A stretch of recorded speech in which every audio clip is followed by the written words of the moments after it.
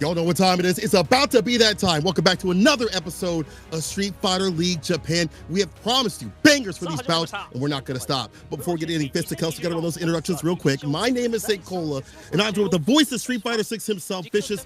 My dog, how you feeling today?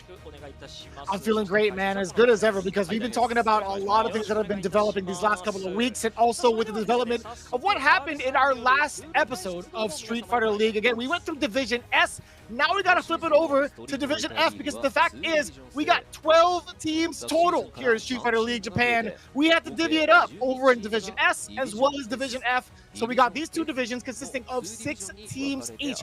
Each division, they'll be competing amongst themselves in a round-robin tournament for a total of 30 matches, so we can truly see who the best truly is in Japan, also in their divisions. Now, with both teams getting ready to play, both divisions getting ready to play every single week, we got to talk about what goes on in regards to the matchups themselves. In every team battle, we have our first 2 matches between the players that go on. It's going to be 3 out of 5.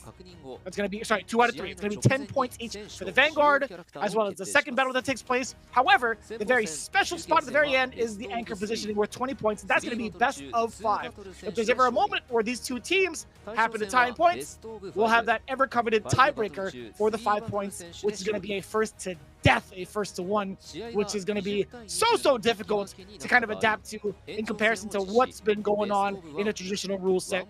As we are getting ourselves ready for our matches, if you guys haven't been here before, we have the home and away rule, where the away team sets themselves up with the players and the character order in comparison to the home team, which has the full advantage of getting the counter picks going.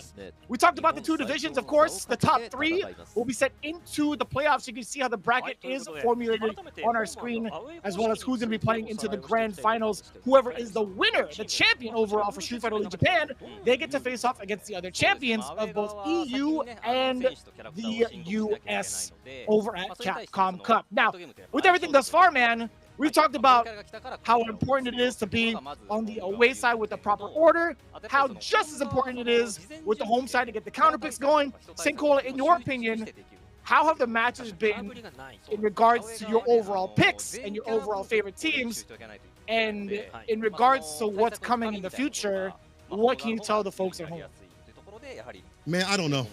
A lot of people don't know either. I think the only one I've really called in terms of the highest, bro, it's difficult because you see all these teams are so stacked. The meta, all these players are starting to understand the meta even more and more, and they're bringing new things to the table. It's hard to call who is going to take, who's going to fall. However, Hiroshima Team Itsuka, the team I've been looking forward to, a lot of other people have been around the world, and they've been at the top spot. In fact, they're second right now, only to CAG Osaka. So currently, despite the fact that every team is so stacked, there have been, I guess, my pick to kind of like make it through, and they're holding steady. We'll have to see what happens today, though. It's only been a few episodes of play. That could all change. But that speaks to how great the talent is out here in the land of Japan. Everything is so close. The strategy in terms of being on the home and the away side, you see these players developing every single week, and some weeks they're not so good, other weeks they are better, and they're all playing not only for that qualification, as you mentioned, but also the lion's share of this prize pool. That is 8 million yen in total, 5 million, 2 million, and 1 million, respectively, for first, second, and third. And also, there'll be some prizes a little bit later on we'll talk about for those award winners. But again, hard to call. I think people will come in expecting something for a result and just get it flipped on its head. No, I agree. I think there's been a lot of ups and downs in regards to the predictions of some of the players that have been watching in, as well from even Japan, right? I had the luxury of being able to hop in some of the streams to post matches to kind of talk about it. One of them being Gachiku. It's very funny to kind of get his thoughts as well. Even with Aqua. Aqua actually has a handful of English up his sleeve to kind of talk about some of the matches, and he's actually been quite thoroughly surprised. Specifically now, transitioning over to Division F. There has been a handful of blowouts in ways of 30 to 10. We've also seen back-to-back 40 bombs happen over in day 2 in favor of these 2 teams, Hiroshima Team Ikuza as well as CAG Osaka. Guess what? They get to be the first 2 up to kind of start things off. But from the away side, in terms of my predictions going into it, right, one of my favorite teams that I was actually looking forward to seeing was Hiroshima Team Ikuza with the 2 H's, right? The Hunter team, Hikaru and Hibiki, under the guidance and tutelage of Aqua. These guys have been technically the new kids on the block. I think in regards to the total average, they are the brand spanking new team in terms of appearance. And right now, they might just be top dog. So that's exactly what we're expecting. We're going to see the two teams that were leading and doing so well for themselves in Division F really be put to the test on the away side first, then obviously followed towards the end with VARREL. And with that in mind, too, we talked about the pricing. We talked about how important it is to be called #1 in Japan. But now, with everything going on in the current season of Street Fighter League Japan, there's been a lot of incentives going forward for some of the players, right? And on an individual level, we have the season MVP, we have Rookie of the Year, we have the Point Getter Award, as well as the award for best win rate. And don't forget, our personal favorite, the Drive Impact Award, with a nice amount of change behind it too. 50K in yen towards a player that happens to receive one of these awards. Whether or not they get multiple awards, I genuinely have no idea. I would love that. That would be pretty cool. But for further detail on that, again, be sure to check out Capcom_esports as well. With that in mind, again, we have so much to look forward to in Day F. It's such a vast difference in regards to the playstyles and characters that you're expecting in comparison to Division F, or Division S, excuse me. 100%. You know, Hiroshima Itsuka, just mentioning them again, they just recently, a lot of their players at least, have had good runs out the CPT World Warrior, and considering how stacked that is in terms of the talent in Japan, it's a really good sign, I think, for them to come into the league. You know, we have Hikaru, who got 4th, who also played Manon against Akuma, Aku got 7th, and Jazzy, who got 15th. Like, if you're coming into league after that sort of energy on a singular style, that speaks well to your team. Like, we've already seen them work well, Street Fighter League Japan. I want to see that same sort of energy, though, today, but they have to have a target on their back after that, especially after what they've showcased on a singular basis, on a team basis. Crazy Raccoon, despite the pedigree, they're going to have to really step up their game as well, as they're on the, I believe, on the bottom. Let me check the rankings, just make sure. Yeah, they are below the qualification line. Yeah, 4th. So they are below. So we'll see if they can shoot for, if they can get a 40-baller and meet Team Itsuka, maybe take away as many points as possible. You know, we've seen some strategy where some of these players and some of these teams have talked about, yeah, sometimes I'll take a 25 or take like a 30, whatever it may be, maybe sacrifice a player here and there, depending on the matchup, depending on what side that we're on for the away or the home. But I feel like it's one of those matchups where you definitely want to take 40 points, take as much as possible. If you're Crazy Raccoon, get to 70 and leave them at like a deficit for what could come later. It's very interesting to see with the current placements of the ranking system right now, with Hiroshima Team Iguza and OSAKA pretty much leading the pack. OSAKA with a slight lead in the tiebreaker just because of the game differential. But yeah, again, I agree. Like Crazy Raccoon, they do have the potential in regards to the current roster. It's just a matter of picking the right swaps or picking the right team order because they are on the home side, right? With everything that goes on, again, in case you had missed it, this is a technical double round robin tournament format. So with this encounter, getting the first 40 bomb could actually be such a significant turnaround in terms of not only the points, but also the advantage that they would have on this team. So also, just looking at it too, Yogibo Reject is not too far behind. Both the home teams have a really significant task ahead of themselves, which has to be the W.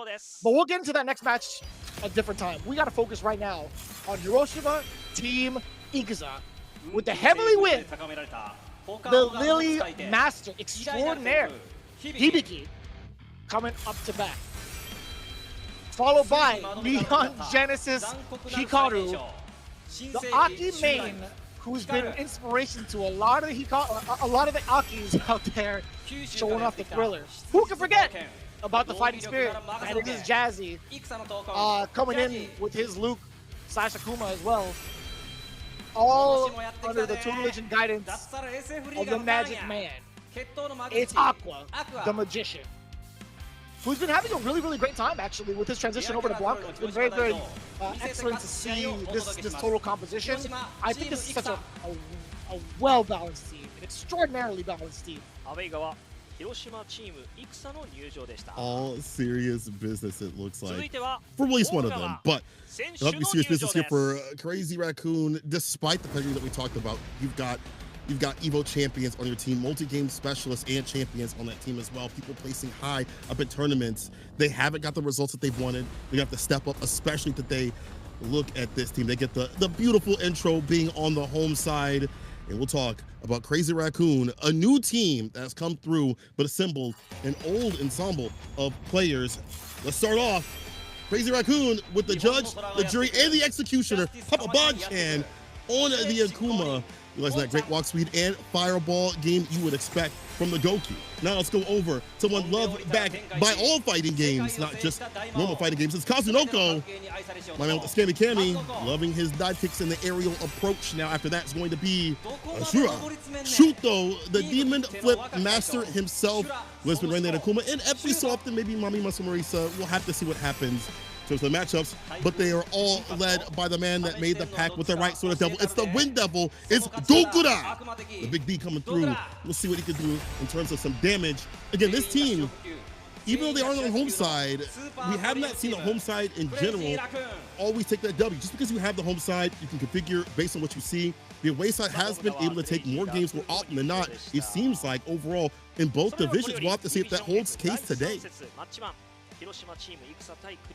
Right, I mean, one of the biggest examples you could ask for is what happened in day number 2 with Crazy Raccoon, right? They actually had the home side advantage facing off against CAG Osaka.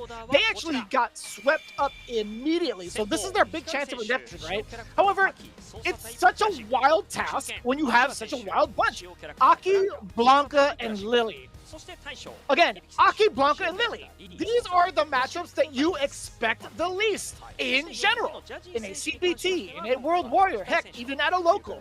You have to literally take these specialists, well, at least 2 out of the 3, to hunt them down for the specific practice. Now, what do you do to take advantage of this home positioning? If you were in part of Crazy Raccoon, who are you supposed to send up? To be honest with you, I like Cammy for Aki. You like Cammy for Aki? I do too. I'd like Akuma also, but it's going to be, oh, really? Okay, this is a surprise because I feel like Akuma does work. I think Cammy is better. I think Cammy overall is like her worst matchup. Like that's like a natural predator against Aki, but I think Akuma does fine. But this kind of play style, this kind of player, I didn't really expect because Shuto at CPT World Warrior 2 forced Hikaru to pick a different character. Like, he forced him to go to a different character because he was like, the matchup's just too much. Let me go for the Manon. Let me try something else because it just doesn't work out. And someone like Shuto style where he's honestly just up in the air so continuously. Dive kick, fireball, jump-ins with a guillotine, jump fierce, all the different switch-ups had put a lot of pause on Hikaru and what his playstyle wanted to be. So it's strange to see someone who's a more grounded base player kind of go up to bat, but it's going to be Panchan on Yakuma. I would have rather liked to see the Cammy, but maybe they're saving the Cammy for like the anchor position because Lily and Akuma, not so good. I hear Hibiki, he says that matchup is like slightly in favor for Lily, so maybe they're saving the Cammy for later. That makes a lot more sense, actually, now that I think about it. Kind of forcing Hikaru in an awkward position, now that you mention it. Hikaru had actually been practicing against Fujimura these last couple of days on stream and off stream. He had played Manon specifically against Fujimura these last couple of days to prepare himself for this matchup. So with a slight deficit of being on the away side with Aki, I don't know if he's going to have enough time to make that switch over, right? Like, let's say he takes an L in the very beginning. Like, do you think maybe he would actually switch over to the Manon? Because he's locked in. He's actually locked in the whole way through because he's on the away side. Personally, I think he's not going to shy away from it. I think if there was any chance to do it, it would have been Hikaru on the anchor spot in preparation for these Akumas, especially with Crazy Raccoon. But I give it like maybe a very small chance that he would actually go for Manon. I would actually want to hear what his interview is like because they had to have been anticipating Akuma, right? Statistics. Yeah. Crazy Raccoon has 2 high-strung Akumas. And Hikaru was literally just practicing Manon majority of this week on his streams. So I'd imagine if he loses, that he'd have to make that switch.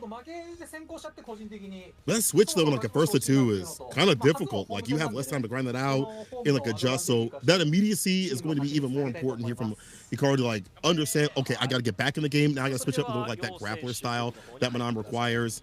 Hikaru says first time playing first, it's like playing ranked, and he's kind of right. You have only a first or 2, only a little bit of time to grind. Just pretend like your points on the line, bro. Just simply pretend like you're gonna lose Legend or something like that. But we've seen Hikaru grind it out. We've heard his interviews at EWC how he plays 10 hours a day. This is where he thrives. I feel like Bonchet says I've been losing the past episodes, but it's our first home side. I want to start off with a win. And I do want to see, if he does lose, I definitely want to see the Manon. If you're practicing for this matchup, I want to see the Manon. I don't mind him not going for Manon first, because who knows what it came up. It could have been a different character. It could have been like a Cammy.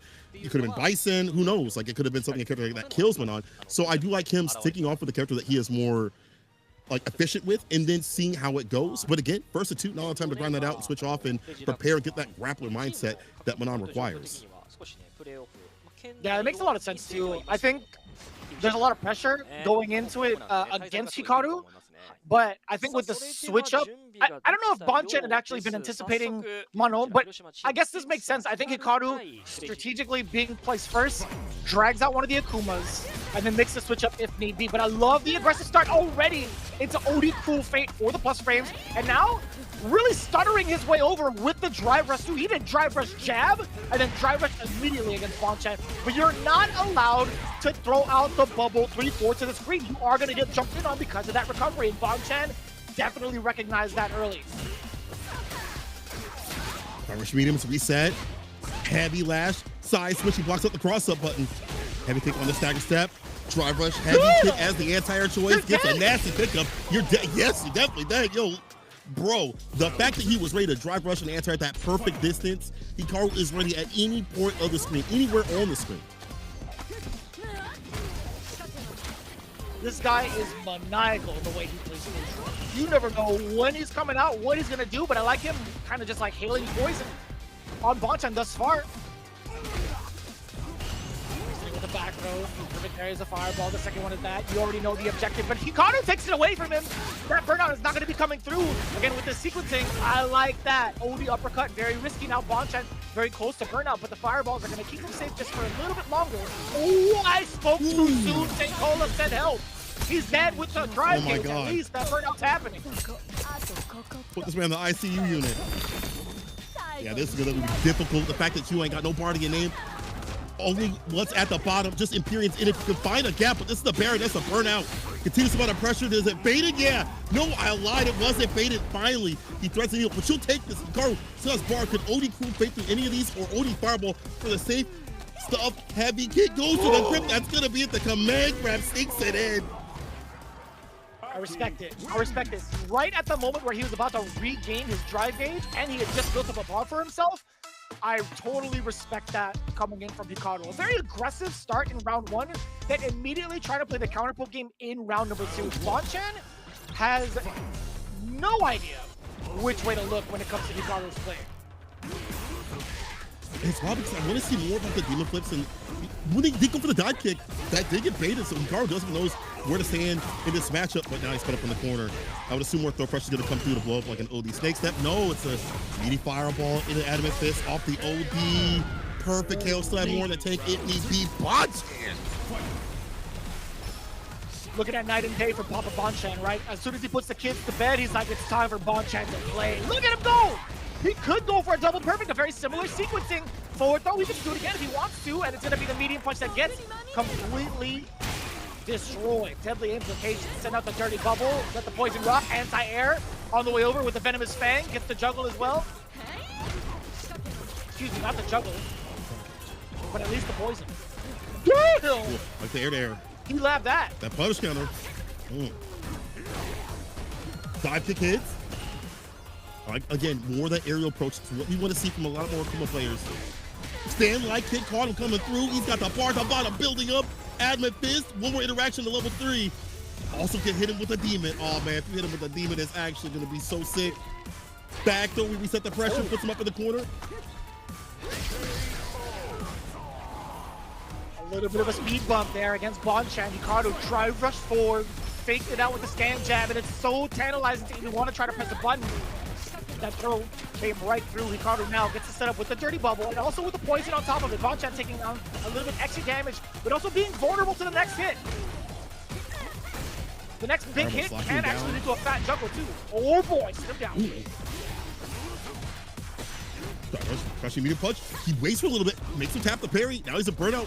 But can Bonchen make something of this? He's gonna try. Stand fierce, trying to find an opening point right here. Doesn't have to overextend too much. The DP is there. Push to the corner. Cross-cut DP can't leave for free.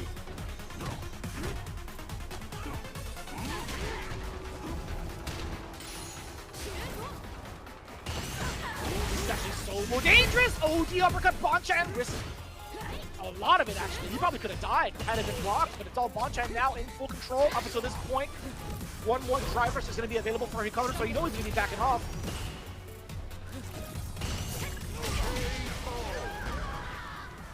He jumped and Bonchan at the perfect distance, like looking out for a fireball, looking out for light lash. Bonchan said, bring me the Manon. Bring me the Manon. Bring me the new character you've been developing. The character we saw at CPT World Warrior. You know, even though I feel like maybe they're not 100% ready, you got to have some inclination that there's going to be a Manon. Looking at the CFN, looking at what happened at World Warrior, you got to have some inclination that that character is coming through. And I would hope that Bonchan will have some sort of preparation for that. Maybe not in terms of like practice, in terms of like, oh, I'm going to play a lot of Manon, play against that character and prepare, but just like, what's the matchup again? If I have to run this to my brain, what am I looking for? What am I doing? Hikaru sees something in that matchup. And Shuto himself had said, I don't think that matchup is that good for Akuma. So that team should know that this should be an option. But I haven't seen it in practice, work out against Akuma though. I don't see the ideation with that matchup. So maybe it'll be happening here. We'll see if there's a switch or if he sticks with Aki. To be fair, I think the only time we've actually seen it was in the hands of Tachikawa. In terms of, strictly speaking, Street Fighter League Japan, Tachikawa is the only one to pull off the Manon thus far, and it was against a character like Ed. If you kind of think about the character on paper, right, I think Manon has some pretty lengthy normals to trade off with Akuma. I think the risk reward behind landing a command grab is a much better ordeal for Manon because of the low life threshold that Akuma has. But even outside of that, I think being able to traverse past the fireball game, deal a decent amount of damage, and also be that lengthy and neutral could be a little bit problematic for Akuma players. But it's something, again, that's kind of unexplored, to be quite honest with you. Unexplored, at least from the Western side. I don't know how often you get to see Manon versus Akuma on the European side, but just watching, it's hard to kind of judge it just because I was just watching Hikaru's stream against Fujimura, right? Those are matches that look like just practice, right? So I can't really consider it all the way through in regards to what the matchup looks like. It's mostly just it was labbing. It was testing out a bunch of hypotheses from Hikaru's Manon, and it could have just been like Fujimura kind of like also going through the motions and letting him know, hey, this is what Akumas are going to be utilizing majority of the time, right? So it's really hard to tell just because of the lack of data.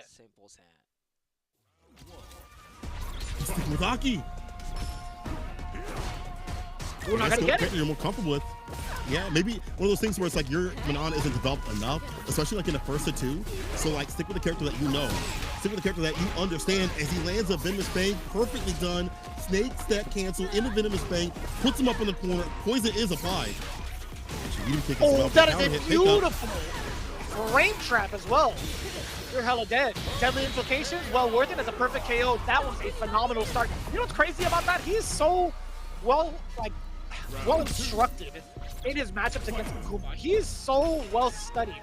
That fireball immediately into the command dash was so well informed. And again, into the command grab as well. He has been showing off so many strengths and taking advantage of the reactions from Bonchan thus far. Pass him up in the corner though. That's a target combo and the DP ender. Perfect parry. Again, calling off the normals, the defense, the offense. Switching positions right now. Cancels, goes for the OD for the plus frames. Grabs that drive gauge. Perfect parry. No side switch. Is going to go for the knockdown. Demon flip. He's in for the back throw. Bonchan can definitely tie this out. I like him using more of the OD fireball gauge every so often to kind of keep him from drive rushing through. I love that Nightmare Chaser too towards the end of it. I love that as a check against the fireball ward. That's a juggle! Level 2! That takes out the rest of the drive gauge. Just actually puts Bonchan pretty close to a checkmate! And he does so! Punish counter all the way down. Crump jab, nice and easy. Bonchan knows it as well. As soon as that fireball ripped, as soon as he took to the skies, it was game over. Insane awareness and insane value out of that burnout coming in from Aki. Hikaru is absolutely insane. You know Aki players love to see that. As soon as the other person gets action, they're like, great, I get to go to town. Whether it be mediums, the stake kicks right after, or just like backing up and putting on a fireball or OD fireball to force a reaction and punishing in kind. And you mentioned it too as well. His structuring against fireballs, against the player. The player aspect has been nothing short of fantastic. Yeah, there were moments where this character definitely gets dumped up in the corner. We saw that. We saw what happens when you throw out a bad fireball, the bad ranges, things like that. That's going to happen. Like, her defense isn't the best, but when her offense is going to flow, it's hard to stop. And you even see, again, how informed he is in this matchup. Backing away from the dive kick play, the aerial approach that we mentioned that would be so good for Akuma. He knows that. He understands how bad that is, denies it, and kind of gets a fat punish. And the burnout that has been happening continuously has been putting this character on the back foot. I think if you're Bonchan, easier said than done. You have to watch that drive gauge more often than not. Look at the area of the chase down and the pickup. Bro, that is super sick. This character, it feels like she got custom combos when you have someone like Hikaru at the helm. Makes her so cool to watch. That's 10 points. Hiroshima Team Itsuka, a very strong start. It's so wild that Akuma was put into the poison state mid-air. Or actually, like, before that jump even happened. Like, I was trying to remember why Akuma even got juggled in the first place with medium lash, and I couldn't. I was like, I think he was going to get away. It was so difficult for Bonchan in that very moment to even, like, make a comeback, because as soon as that level 2 ripped and he was in burnout from like 3/4 of the screen, I'm like, all right, Aki just gets to run her play. If you make a wrong move, if you neutral jump at the wrong timing, if you forward jump at the wrong timing, you're dead. If you just take the block, then she can throw in another bubble. It's over. So that was really rough. But if it's not one Goki, it's another one. We do have Shuto coming up to bat against Aqua's Blanca.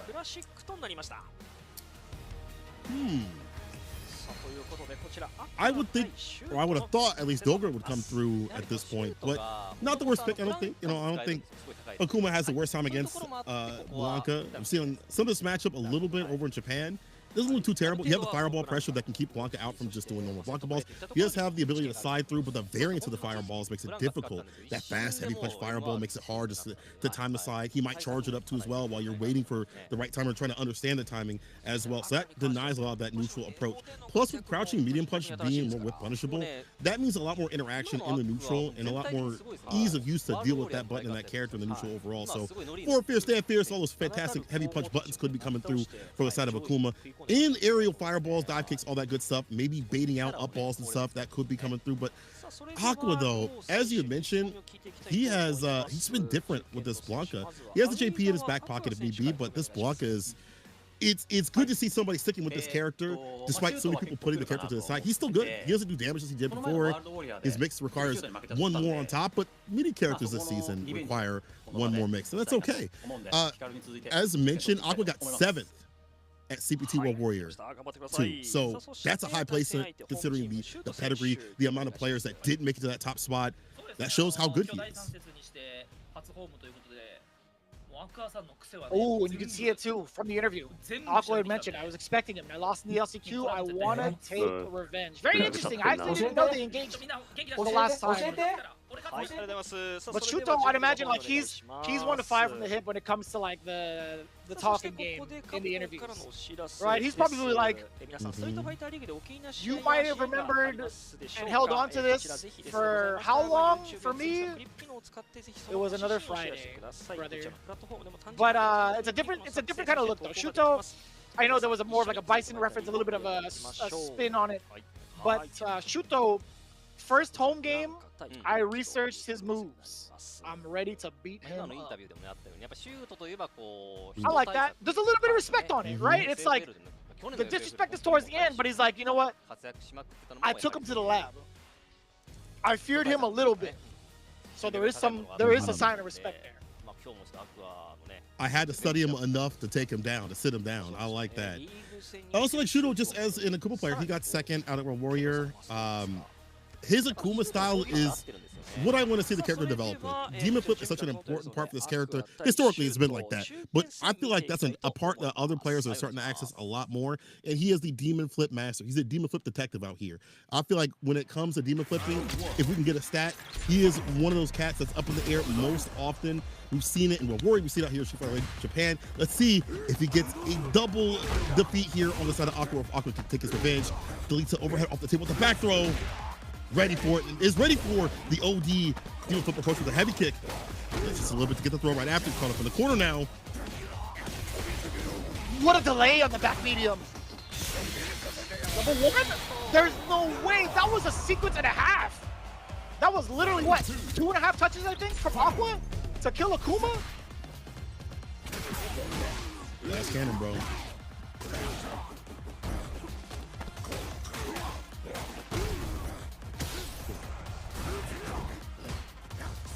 From the distance for the dive kick.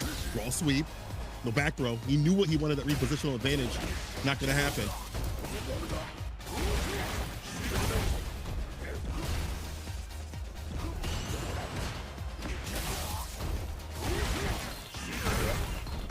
Reversal. His fireballs lay down some pressure. Perfect parries over from Aqua have been clutch.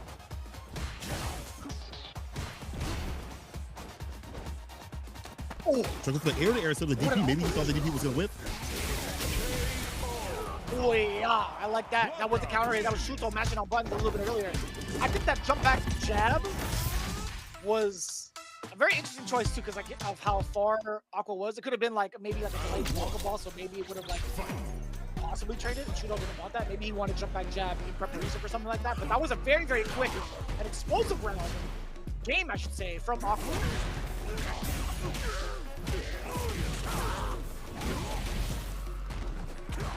Damn, that was a lot of damage. You're gonna get that punish counter. Yeah, adamant fist starters are dumping of damage continuously. But here we go, seeks in the back medium kick. They'll throw right after it. Aqua get his lick back.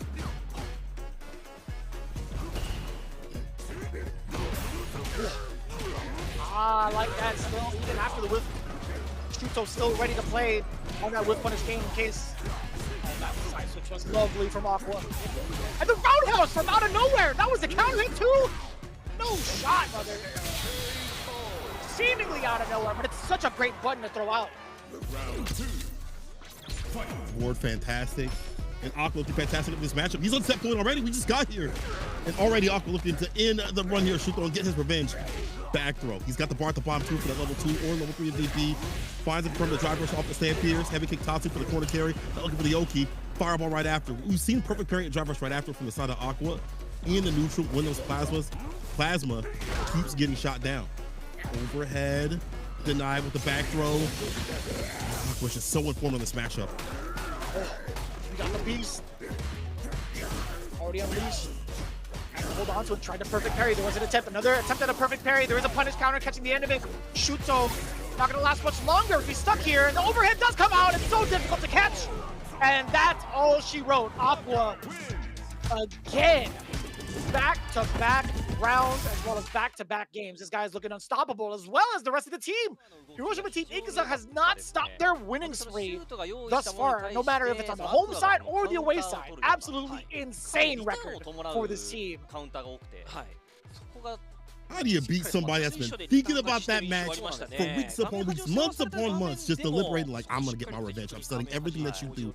Every place you go to lunch, everything that you like, that you dislike. I know your family lineage. I'm studying you down to your very DNA. Aqua knew what to do against Demir, everything that was presented against the aerial approach, against the fireballs. One of the best things I saw was that perfect parry, the drive rush right after when Shuto tried to establish the fireball game. Just moments like that, you can see Shuto was like, wait, what? What do I do? There's that heavy kick, as you pointed out. Just swing that sucker out, look at the reward, got the counter. So he had the counter at timing, was prepared to utilize that button to catch Shuto before he could press his. That's just understanding the other person's rhythm to a T. Shuto, you did not do your homework, apparently. But Aqua did, and that's 20 points total for the side of Team Itsuka. They're in the lead. It's a fat lead. It all comes down to the position to try to tie things up and enforce a first to death. That's going a little bit further than we need to, maybe. I think, me personally, you got to put up Kazunoko. Get aerial. I like Kazunoko. Jumpman. I like Kazunoko for this one as well. I think Kazunoko and his normals, actually between Bison and Cammy, I do like the normals that both kind of present against Lily. And I like the forward momentum that both characters have, either in the air or on the ground. And it's Bison, yeah, okay. So that makes sense too. So the way I think about it is, Lily does like to throw out a lot of heavy normals to try to outfoot the other person. I don't think Hibiki is of that type, but just in case it does happen, Dogura does have a stand jab, crouching medium punch for a more compact counter hit type of decision. He also has scissor kicks, and he also has something like a he also has psycho crushing if need be to close the gap too. So I kind of wonder if this is something Hibiki is already prepared for. Like, I'm sure he's prepared for Bisons, but Dogura has always been one to kind of like flip the matchup to a different degree. Now that's more of like a player-to-player type beat, but obviously he's been more than studious. He's got this character up to the highest level that you could actually ask for. I think pretty much right up there with Tay, El Chicote, if not better, right? Because these two, again, are the only ones really doing it with this character. But again, you think about how often you fight a Bison in comparison to how often you fight a Lily. You fight a Bison every time you boot up rank. Every time you go to a tournament, your locals. I fight a Bison in my dreams, brother. Are you kidding me? You're just swinging on Psycho power. That's truly Psycho Nightmare, man. Help me. So I feel like you're right. Like, you definitely understand this matchup, especially for Hibiki. But Dogura's a different sort of cat. We call him like the psychic for a reason. Every time I talk to Jin about this, he's like, for some reason, Dogura just knows when to press, when you want to press, and the counter just pour out of him. And for Bison, that's amazing. Like, you want the counters because that's going to lead to even more damage. It's going to lead to even more bomb setups, etc., etc. So I want to see what happens in this matchup. You know, her stand light kick's even better this season, so we'll be able to check and challenge the scissor kick. So he has to be careful about the spacing. But I do agree the buttons in terms of band to band, button to button are going to be a lot better for Bison. Just don't get knocked down. Hibiki says we won the first 2 games. We want to keep winning and win this anchor. Dogura says, I'm finally ready. I said this last season, and I lost. He was like, last season I said this, I lost. But this time, I mean it. Had a little bit of extra going into it, right? He also said, I got ready for Lily, and I want to go to the extra game. There's so much you could really ask for in regards to like a Lily training partner, and it can only take you so far, but Hibiki is... He just views the game differently, man. I don't know what it is about some of these Lily players. They just view the game entirely different, and I wonder if Dogura is going to be able to shut it down, if his offensively is going to be enough to stop Hibiki. Now, either way, I think Lily, funny enough, has a very interesting kick. She had the OD Psycho Crusher before Bison came out, right? She has an actual like valid uppercut as well. And she has an install system that allows her to be a real big problem. And Dogura already making the right decisions to avoid the command grab after negative frames upon that ending. That's so smart. Yes, sir. The Condor Spire to avoid the explosion altogether. Command grab as well. Are you going to charge up? You sure are. But that's the time for Dogura to charge on in. With the bus frames too as well. Back heavy kick to Sam Pierce. Really good buttons to throw out after drive rush. Well space for the scissor kick. Neutral jump again. Does not get the landing. But this is fine. Like, I like the fact that he's calling out and making him waste that Condor Spire continues. Crouch fears. Nothing on mine. Stocks up. Just go for the overhead this time. Plus frames. That's fine. More of a lead here for Dogura. Driver Mexican Typhoon. The counter hit. Driver sweep. Oh, he's got enough. He can cancel again if he wanted to. Level 1 incoming. Don't drop that. Bang. That's so smart. So, okay. The biggest takeaways we have thus far, after command grab, there's always been a Condor Spire charge, or a Condor charge, the wind charge, right? Immediately after that happens, Dogura charges forward with a little bit after driver. That's been the consistent thing here thus far. Let's see if Hibiki has a solid answer for it. I have to go for Oki and switch it up a little bit. Finds the overhead. Does it get trade? Oh, but it's in favor here of Hibiki.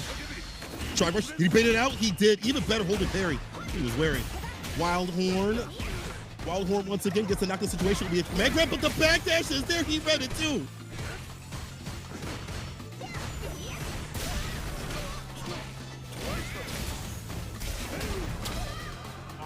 Dogura is looking so prime right now. The amount of damage he's gonna get off of this. He goes to bam. Head stop, fierce, level 2. Grab him by the skull and put a hole through. Damn. Such a cool super. Dogura is so cool with it.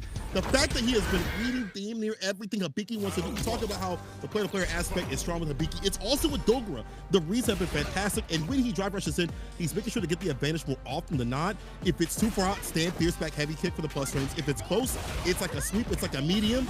It'll call the drive rush though. And again, now we see the stock ups a little bit quicker to jab things out, making away some of that drive gauge. See, Typhoon, you better hold that. And I like that. Yeah, now Hibiki's taking the offensive pressure, but not for much longer. Parry, you have to do it. You have to do it if somebody's going to harass you like that with life. The slight walk back against the command grab. Forward throw down. I like this pressure from Dogura. A couple more throws, he's going to do it. He's gonna go for it. Plus, and the dash back crouching medium punch to kill. Yeah, setting up those throws as you mentioned. Uh-oh. Very clean start thus far for Hibiki. Yo, he changed the timing on the lights, by the way. Just ever so slightly.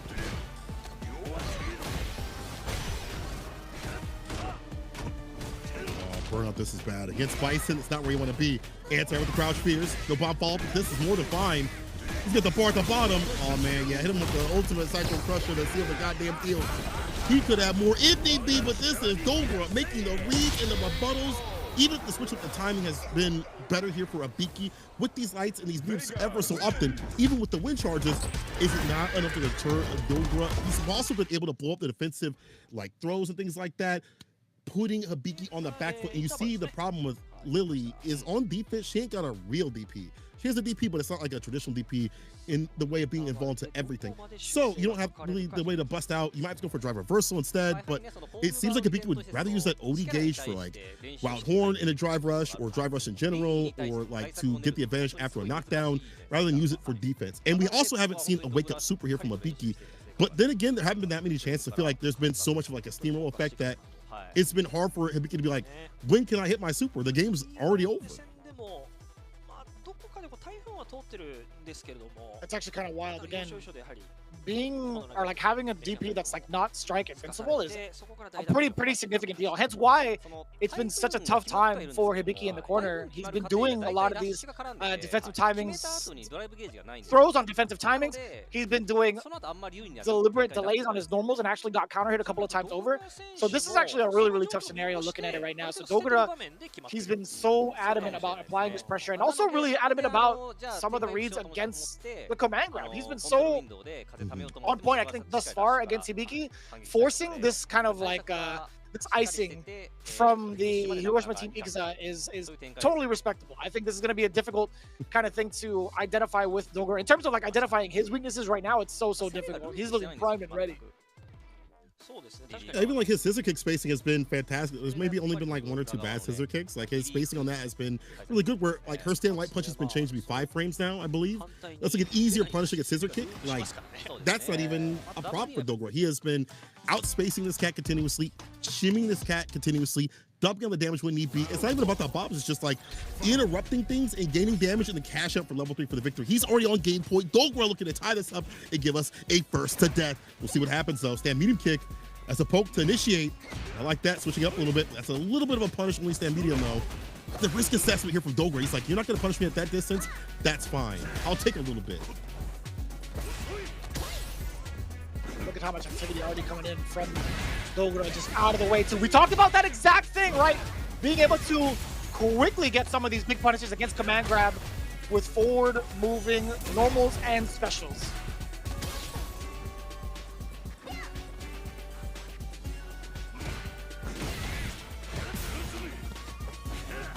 Oh, one more touch. Try to go for the wake up SVD. Grabbing nothing but air right there. Set point here for Dogura. That bar at the bottom, building up for that level 2 scenario. If you be like a stand face level 2 could do a ton of damage. Drive rush medium, puts the bomb on, waits for a little bit, waiting for like a level 1. Back in with the bomb, plus frames.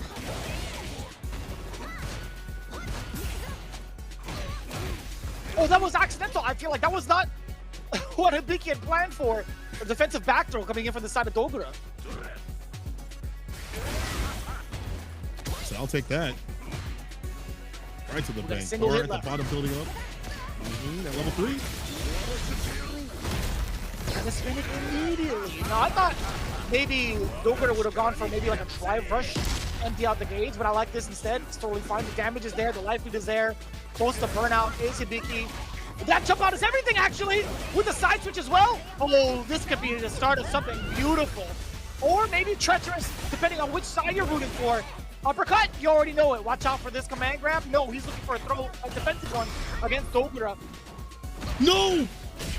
Not being able to hit confirm means we confirm the time on that 47 seconds and a punish right after. He thought he had to confirm into the CA. All we see right now is Dogura's 3-0 victory, taking it over Hibiki. When that happens, you know the other player is definitely nervous or on the back foot. When those mistakes happen, especially at this level, you can tell that they're just shaky, they're just frustrated, and that gives us a first to one, first to death, the tiebreaker for the 25 points for the lion's share of today's, for at least this match coming up.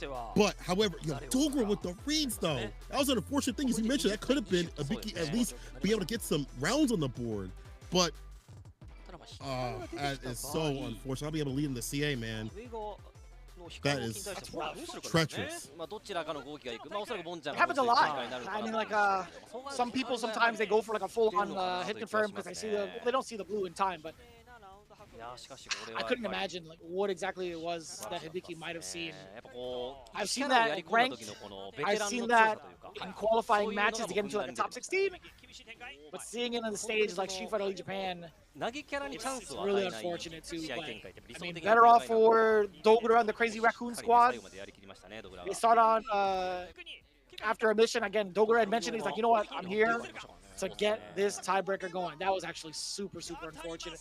I couldn't tell you like what, so there's so many tools that a character can have to help with the confirmed game. Like you have meter at the bottom, but he had full level 3. You can look at your drive gauge also, but it was in burnout.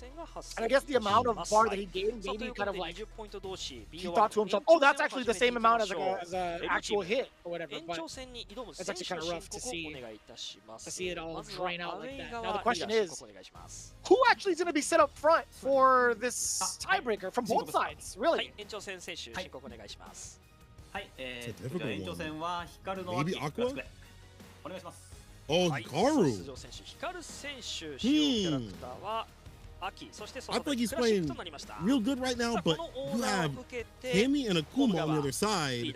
Even a first to one, that's a different proposition, especially if Kazunoko comes up. Well, I think he could do very well in the first to one, to be honest. Like, I feel like once he finds that confidence, he's taking the skies, he's hitting them dive kicks continuously, he's empty jumping low, throw, whatever it may be. You're just worried about everything that coming through. And in the first one, it's less time to acclimate to how he wants to play.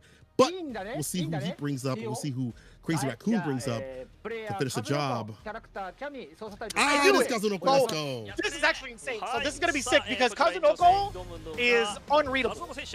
This man, he's unconditionable, he is unreadable, and he's unreactable. Like, there's no way you could stop the speed that Kazunoko plays at. His brain is too large for anybody to calculate and comprehend. And that is, I truly feel that way about this man. I'll put a stamp on it. But I think this is an excellent choice. Kami, at the speed of Kazunoko, and also, in all honesty, the pace of Kazunoko, the way he plays at, is so hard to track. So we'll see if Hikaru is able to match that. Now we've seen Hikaru very aggressive. We've seen him use a drive rush immediately out the gate in the first game against Bonchan. Kazunoko is willing to kind of spend that bar as well. We'll see if like if the dirty bubble comes out. We're going to see what the first reaction is from Kazunoko. We're going to see a drive rush come out from Hikaru. We're going to see what that reaction is from Kazunoko as well. It's going to be a very, very fast-paced type of action between these two for sure. Oh, 100%. The way that Hikaru moves up neutral, how he is always like going to snake stance cancel and things like that to avoid things, or like, get away from danger. We see him backdashing, always just kind of repositioning himself for that stand medium punch to hit. That is also what I feel like he needs to do against some of these dive kicks so they're not landing in the same area, not always plus. To avoid the dive kick, sometimes you might have to backdash at the stand medium. We've seen that kind of be the way to play against dive kicks, but someone like Kazunoko, again, it's so hard to track. It's every time you try to read him, it's like a different language, bro. Like, that's not of this earth. He is just, as he has been in every single game, especially in a Street Fighter, he's just so difficult to pin down when you have to play him. Now in the interview, Hikaru says it's the best one. We can't expect an absolute win, but he'll do his best. And again, they're looking for 25 points, in total 5 points awarded to the winner. That takes it for the team, I guess I should say, 25 points to 20 points. So, yeah, you'd like a lot more, but you definitely want to take away the lion's share. Kazunoko says, I haven't played since Street Fighter League started, so we both can't read each other's moves. I'll do my best. That's like the best we could ever ask for between these two. And it's actually really, really cool, the generational gap between these two in regards to their fighting game careers. I think it's a beautiful thing, being able to see someone like Hikaru with the amount of effort he puts into like a fighting game, with how much he's dedicated himself to not only leveling himself up, but also leveling up his teammates. And the amount of, I guess, the viewpoint and the amount of time he's put in general is like far beyond any normal teenager, to be honest with you.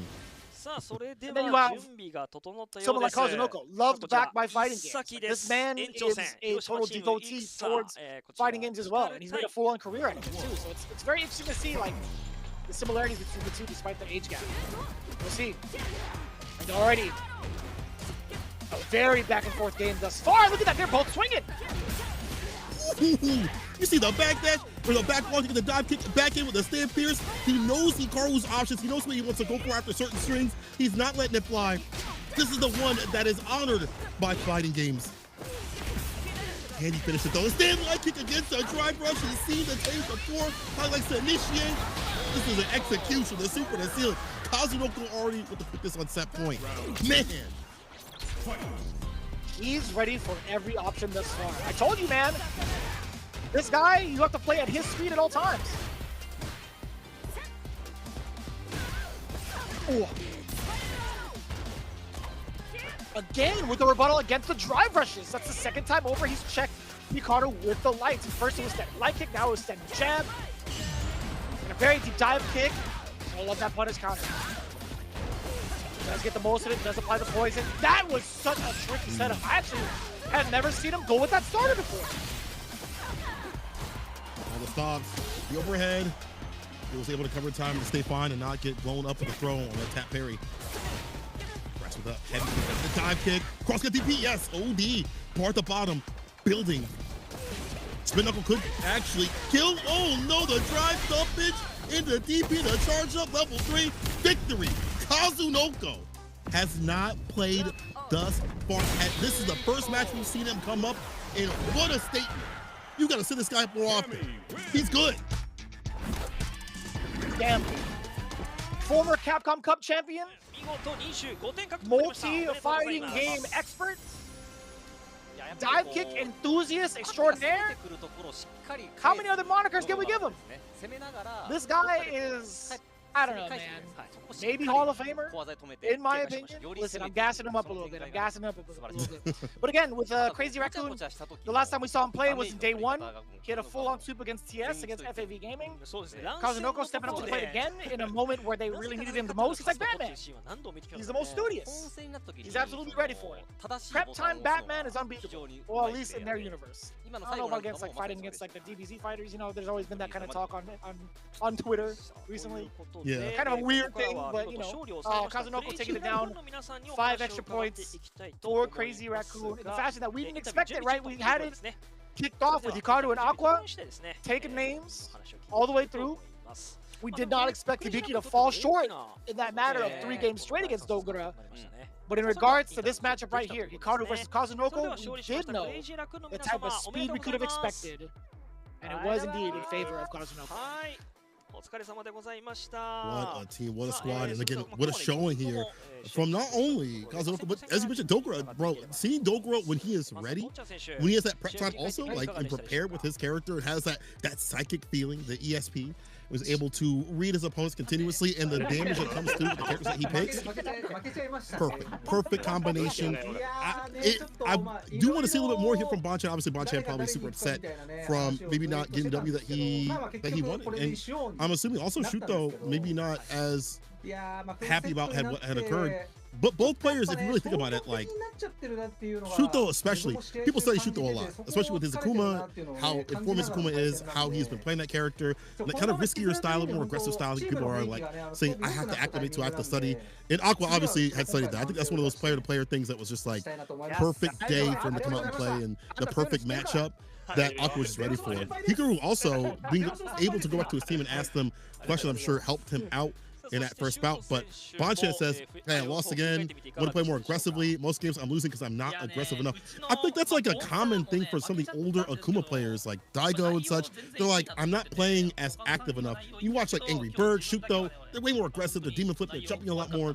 And by the time that they start activating the older crowd, at least, you see it like too late, too often. So that may be something that Bonchan will have to do better, as he says.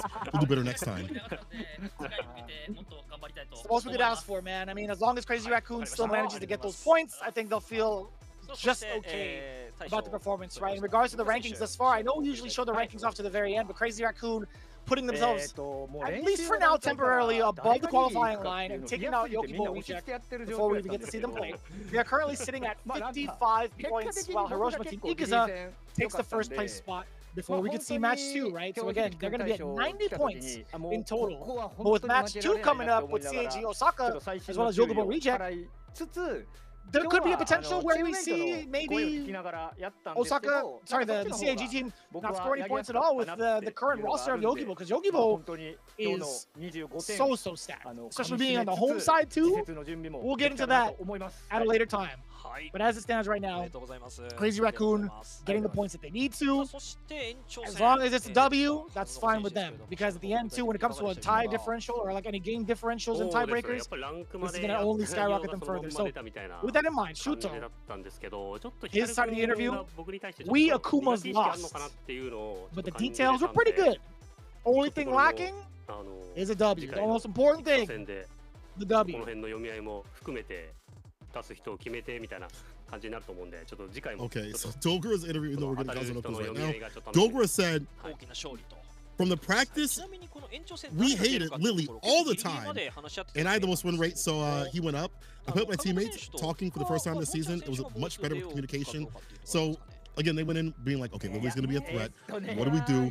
They went with whoever had the highest win rate. It wasn't about the matchups on paper. It wasn't about who we, like maybe like player-to-player sort of aspect. It was who at the time was the best at fighting Lily. That's a really cool thing to think about. Like, who had the best ratio of beating this character? They're going to send that up. That's a cool strategy right there. And again, with the communication, Street Fighter League, it helps you stay informed and also helps you notice things that you don't usually notice. Like, it's another aspect, I guess, of coaching that maybe isn't as hotly contested on Twitter, but it's like an actual like team-based thing where it allows for another aspect of fighting games to come through. Like, okay, you should do this, or you should do that, or you need to improve this. Even though there wasn't like a lot of stopping points from Dogura, it felt like maybe leading up to that point that they were able to help formulate a game plan for him that it might take a little bit longer to do. But Kazunoko says, what I practiced came out in the game. It was a really good game. And we saw that. Some of the strings into like the light bubble that she does. We saw him backdash and get right back in. I like that he was like aware of A, not taking drive gauge damage or just anything at all, and then also getting right back in and taking his turn in the proper sort of way. So you can see that Kazunoko definitely understood that matchup and the assignment. I think him matching the pace with how Hikaru wanted to play was one thing that's very, very difficult to kind of practice, but also just a basic understanding of what to do when a driver comes at you, because one, that's an inconsistent thing to kind of neutralize for a lot of the pro players. Two, it's great to see from the distance that he utilized some of the lights with how active they are and how far they reach out to convert off of those things as well. Very, very difficult thing to do backed by a driver of his own. So that was really, really smart. The assessment of being able to react on time to it with the proper normal, and also understanding that Hikaru, as an Aki player, the way that he plays Aki specifically, is going to play at that speed. So Kazunoko matching the speed of Hikaru, and even though we said vice versa, it had to be the other way around, was very, very smart, right? Defensive pacing that Kazunoko set, and then also the offensive layering that follows suit after, right? Being able to put the speed bump there against Aki, and then also once he got the lead against Hikaru, just gunned it, pedal to the metal, all the way to the finish line. I love that from Kazunoko, truly. Yeah, I feel like as you showed that matchup, you're Cammy, you're getting Oki consistently. The defense isn't so good. We had to see, like, you know, wake up supers every so often. I mean, in the Dogura matchup at least, but we saw like perfect parry and stuff like that through some of these sequences. Like, it wasn't enough to deter, as you see, Kazunoko from running his game plan. There's that stand light kick, such a good drive rush check and challenge tool. That's also understanding when they want to drive rush too. That's understanding when they're going to try to drive rush, and right there not able to get the anti-heavy kick, hit him with the level 3 after that DP. Quick game here from Kazunoko, understanding not only the matchup but how Hikaru wants to play. 25 once again for Crazy Raccoon, walking away with a pretty decent victory right there. Team Itsuka is walking away with some points in their pocket, definitely not bad, but as these matches go on, as these days go on, it's going to start getting harder and harder to comp that top spot. Top 3 remain, you know, the only people that move on to the playoffs are the top 3. So you definitely want to be above that qualification line and stay fine. But man, that's good action though. I didn't expect that to come through. Honestly, I thought Hiroshima was going to clean up at the very end. I thought Hibiki was going to take it. I didn't know if Dogro was actually ready. Sometimes I see him streaming other games on his stream, but they're able to tie it up and take the 25. Yeah, there's going to be some pretty significant swings in regards to how the point distribution is going to end up, like, especially with the match coming up, too. With match number 2 between CAG OSAKA and Yogibo Reject, this is a very, very difficult thing to call out in regards to, like, who's going to end up in the top 3. Granted, it's only been like day 3. We still have so many more games to look forward to, and it's going to be like, again, with double round robin, it's unpredictable. But right now, this spread is looking kind of nasty, right? The only ones really in trouble is Detonation Focus Me, which is kind of wild to say, because that also has a very, very well-composed team. And that's the exact kind of strategy you would need also in Street Fighter Duel, a well-composed team with DPS, proper tanks, and also being able to assassinate the backline if need be. Listen, man, they've got all the different types of units with some of your favorite characters coming through with even more updates. And guess what? For all you Street Fighter 6 fans, we have ourselves the Luke DLC coming through. I know Luke is going to be like a free unit, at least for some of the events going on. They always have these events where it's like, you have a moment to at least get one of these units, but it's a matter of maxing it out, because again, if you don't max it out, you're missing out. This new collection coming through next year. I need the date. I need the date right now. I'm gonna hit the pre-orders immediately. I'm gonna get the physical. I'm gonna get the digital. CVS 2. I'm trying to learn. I'm trying to see what's broken out there. It's cool to see the combination of SNK and Capcom, not only in Street Fighter 6, but also in the collection, be revitalized with some rollback and some good action. I know that a lot of these online tournaments are going to start running this game as well, running all the games collection. So I can't wait to see this drop on all the different systems and stuff. And I just can't wait to see Rolento come back, bro. I'm just happy to see Rolento come back in any sort of fashion. That just makes me happy, just in general. So that'll be coming out next year. Obviously, Marvel will be coming out, I think, this month at some point. So pick up both collections. Capcom Fighting Collection 1 will be this month, bro. I gotta pick that up soon, bro. Oh man, that's like I got the shivers when you said Rolento. I had PTSD and like shocks of Combo Fiends. No, dude, Combo Fiends, K Groove Rolento. I've only played it like once in my life, and I never wanted to play it again. This dude is hit and run to the umpteenth degree, and I legit, when you were talking about Rolento, that noise I made, that was real. I was like, oh jeez, I was shook. That's genuine fear. Anyways, I'll let you experience that in your own time, in your own timeline. In the meantime, it's time to again get ready for our next couple of matches coming up after this. But for those of you that are following along, again, Capcom_esports for the Japanese side of things for all the giveaways with all the appropriate hashtags to be a part of the giveaways as well. It's always a wondrous thing to see how much they interact with all of the fans over in Japan. I want to see that same kind of love reciprocated over in the West as well as the EU side of things. I know we have Street Fighter League coming up for both ends, but as it stands right now, a lot of involvement with Japan, as you can see it here. Coming up, match 2, CAG OSAKA going up against Yogibo Reject. You don't want to miss it. We got more action coming right around this break. We'll see you soon. 休憩の後ですね、マッチ2 CAG 大阪対ヨギボーリジェクトの模様をお届けしてまいります。再開は20時14分頃、予定しております。それでは一旦失礼いたします。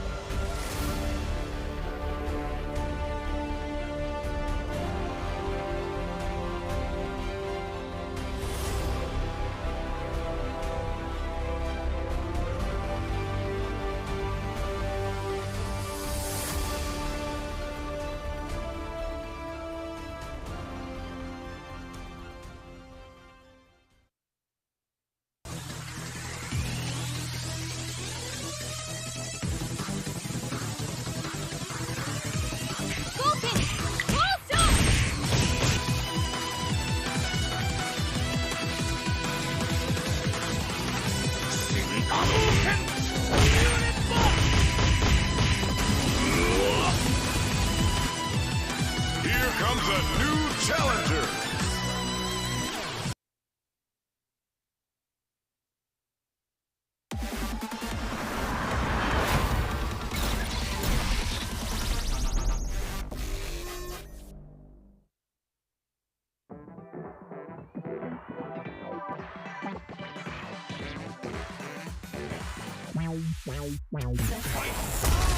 Yeah, come on, everybody come alive real quick. Battle of the strong, survival of the fit. Take your best shot, hope you don't miss.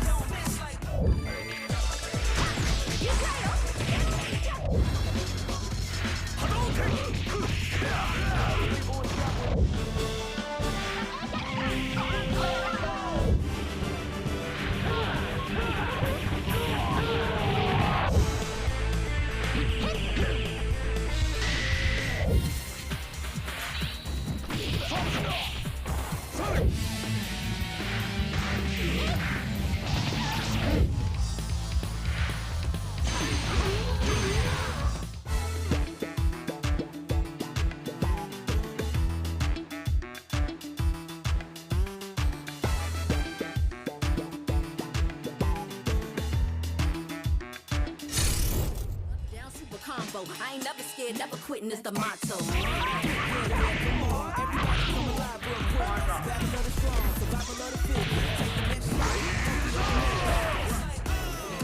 Yeah, come on, everybody come alive real quick.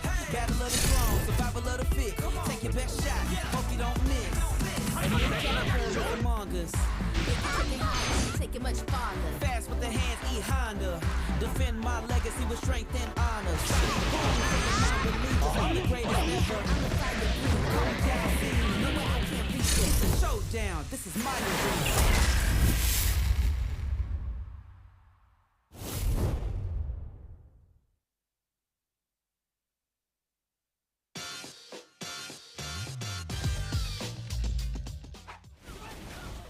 ゲージを使わず、うわー1個歩いてる1ゲージ、いやノーゲージさすがに1かえらいナイトローク。 1個歩いてるのすごいよなこれ。これ簡単達成だから。簡単じゃねえだろこれ。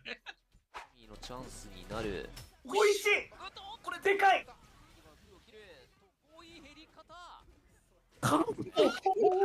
列車。本当に緊張していますね。これ。大丈夫で、自分の中の100点満点は出せてないかもしれないけど、レシャーの動きはすごいいいから、このままいったら絶対勝てると思うから。頑張ります。はい。お願いします。うまい。これマジか。言ってたやつ。これさっき言ってたやつよ。入れ替えて完璧すぎるだろ。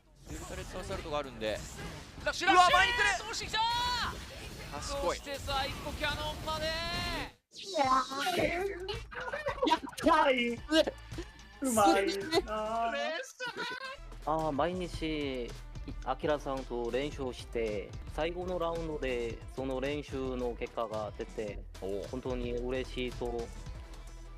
Weekly Street Fighter League Japan CHE OSAKA URYO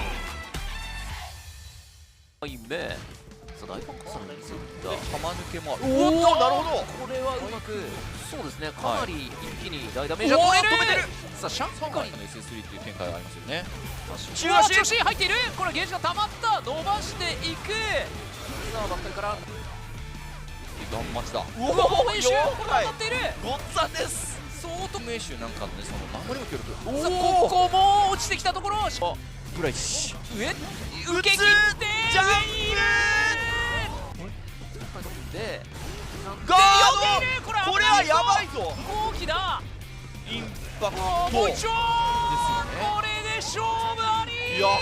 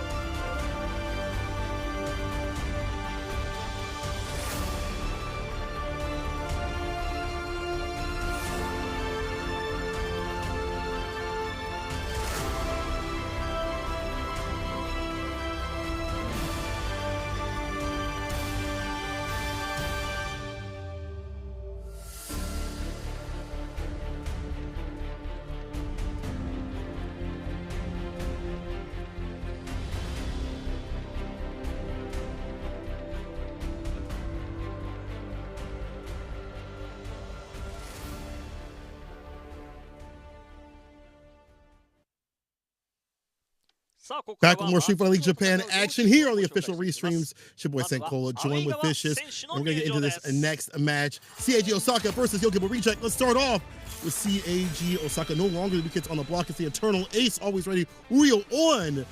The man sipping the sauce, that is Jamie. This dude has brought something brand new to the table every time I see him, and that's going to be the Unlimited Dragon Dance. Eita, hopefully showing up to play today on the Akuma or the Ken, depending on what he fancies for his fights. Now, theoretical value, I don't know what that is, but I do know it might equal a W depending on who he has to play. Fenrich coming through on the Blanca. Last but definitely not least at all, it's extraordinaire on defense and sometimes on offense. It's Goichi, who has that nasty Chun-Li and Akuma. A squad we saw last year looking to be in the top tier this year and advance to the playoffs. Man, look at this, just a team of ridiculous. But he's even got the Chun-Li pose. You gotta be seeing Chun-Li today, right? I would imagine if Goichi does that type of pose, it just makes so much sense. Going into the next team, the home team, Yogibo Reject, with one of the most impressive teams that we could ever ask for thus far. And this composition, man, you guys do not want to sleep on it. We have some of the best to ever do it in the land of Japan, with a very special guest coming in from South Korea. Let's take a look at what Yogibo Rejects bring to the table with a variety of different playstyles. We got the Korean Golden Finger, Lashar, bringing in the ever-impressive Ed play. And I do mean it when I say ever-impressive. This guy has been nothing but a wall. In case that wall isn't enough, we got another barrier from the High Priest, using all that magic with Dalsim. Torimeshi, he truly is one of the world's best awesome players. Coming with the lightning fast Akira. One finger in the air, the amount of time he needs to get you to the ground with that Kami. All put together by the FG Scout, bringing everybody beyond their limits. It is Tokido with the Ken play to bring it all together. Now, I love this team in regards to what they bring to the table. I love the confidence that they exude time and time again. And also, with the addition of someone like Lashar, I don't know what he's doing, but I think that's gotta be like, I don't know what that is. I can't even like imagine what he's trying to do. He's gonna put you to sleep with like the level 2. It's the orb coming through. I don't know, but Yogibo Reject, they are here with a good amount of points coming into it, right? They have been the team to look out for on the home side, but let's take a look at the away side. Blanca, Akuma, and Chun-Li from Fenrich, Eita, and Goichi. That's a good, I think overall that's going to be good no matter what. I feel like the placement's good, the players are good. Also, Goichi at the very end, I like because he also has the Akuma if things do get dicey, depending on the matchup. But I wonder if this forces Torimeshi to come out, because we've seen how difficult it is for Chun-Li to continuously chase down Sim. Not only out here Street Fighter League, but also like the CPTs, how difficult it may be for her to fight that character. And Akuma might be one of those where it's like even, but it's difficult because like as a Shoto, you hate fighting Sim. In most Street Fighter games, you just hate fighting that character because he just forces you to play so differently. So you might be seeing Torimeshi at the very end, but I don't know who you send up first for the other two though.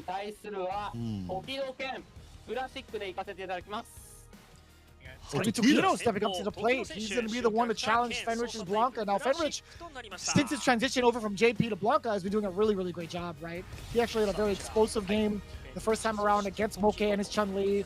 In day number 2, he actually had the chance to play off again and managed to sneak out that big W against Shuto to net them that big 40 points over in last week's Division F matchup. Now, I think with the current composition with CAG Osaka, this is the first time we actually get to see Eita step up to the plate. Not Akira, my mistake. I think it might be, they've been going back and forth, right? I think with sending out Fenrich, if I'm not mistaken. Yeah, okay, wait. I don't see Eita in my data. So yeah, it's the first time they're setting up Eita. But yeah, Fenrich being on the top spot, or at least being the first matchup with Blanca, it'll be very, very interesting. I don't know if that's going to be like a dicey pick or not, but either way you spin it, like they're stuck here with the away side. So we'll see how this plays out against specifically Tokido's Ken. I remember some of the Blanca players not liking this matchup so often, you know, because like the stand fear's really good. Like, it's hard for Blanc to deal with the heavy kick.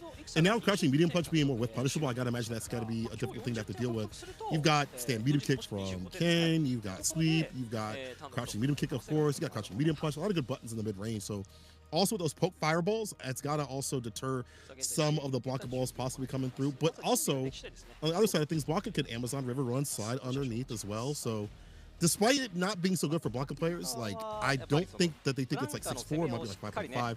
Either way, though, we'll have to see what happens in the matchup. I want to see like what happens now. That was like last season. This season, Ken's just a very good character no matter how you slice it. Win conditions one of the easiest to obtain. He gets corner carry off of everything.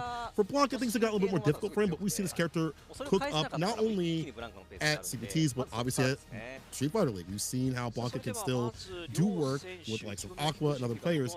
Finrich also out here. I want to see what he has bringing to the table against Tokido. We're gonna get the interview here from Finrich, but you know, I've been hearing on the street, and I don't know if this is true or not. Tokido has been dabbling with Akuma. I don't think it's gonna happen. I think it's maybe too much work to put in, especially during the league. What do you think? You think Tokido will eventually switch, or you think he's just hard lining the Ken no matter what? I think it's hard to justify the switch when Ken is still such a dominant character. I think Ken still has a good spread of matchups in the current season, especially if he's becoming a CPT competitor seriously. If he's trying to stay as like a Capcom Cup qualifier. With how much money is on the line, I don't blame him staying with Ken, but I wouldn't also be surprised if he's like dabbling. In terms of actually him making the switch, I don't see that coming to fruition unless something forces him to in season 3. But we'll see. I don't think maybe there'll be a nerf to Ken and then he'll switch over to Akuma. But until that actually happens, I don't see it coming. I don't see it happening in my opinion. I think that's fine. I think that's a good idea to not switch so soon. Akuma takes a lot of work. You know, Akuma, you see a lot of players betting a lot in terms of like the Street Fighter League or their like CPT chance on that character and having to grind just extensively. For some players, it's worked out. For some, it hasn't just yet, or it's starting to. And some players can like kind of formulate to a new character fast. Like Angry Bird, for example, he's been playing Akuma even before he's, I wouldn't say making a switch, but also playing that character as well. So he's already kind of been playing Akuma and Ken. But for someone to do it this late in the game, it might be something that probably won't work out. So I'm hoping to see more of the Ken play from him and just stick with it. He says, hey, today I practice only for Blanca. You might see something interesting. Finrich says this is the first time we played. So as usual, I want to start off with a win. We'll see if we get it. Here we go.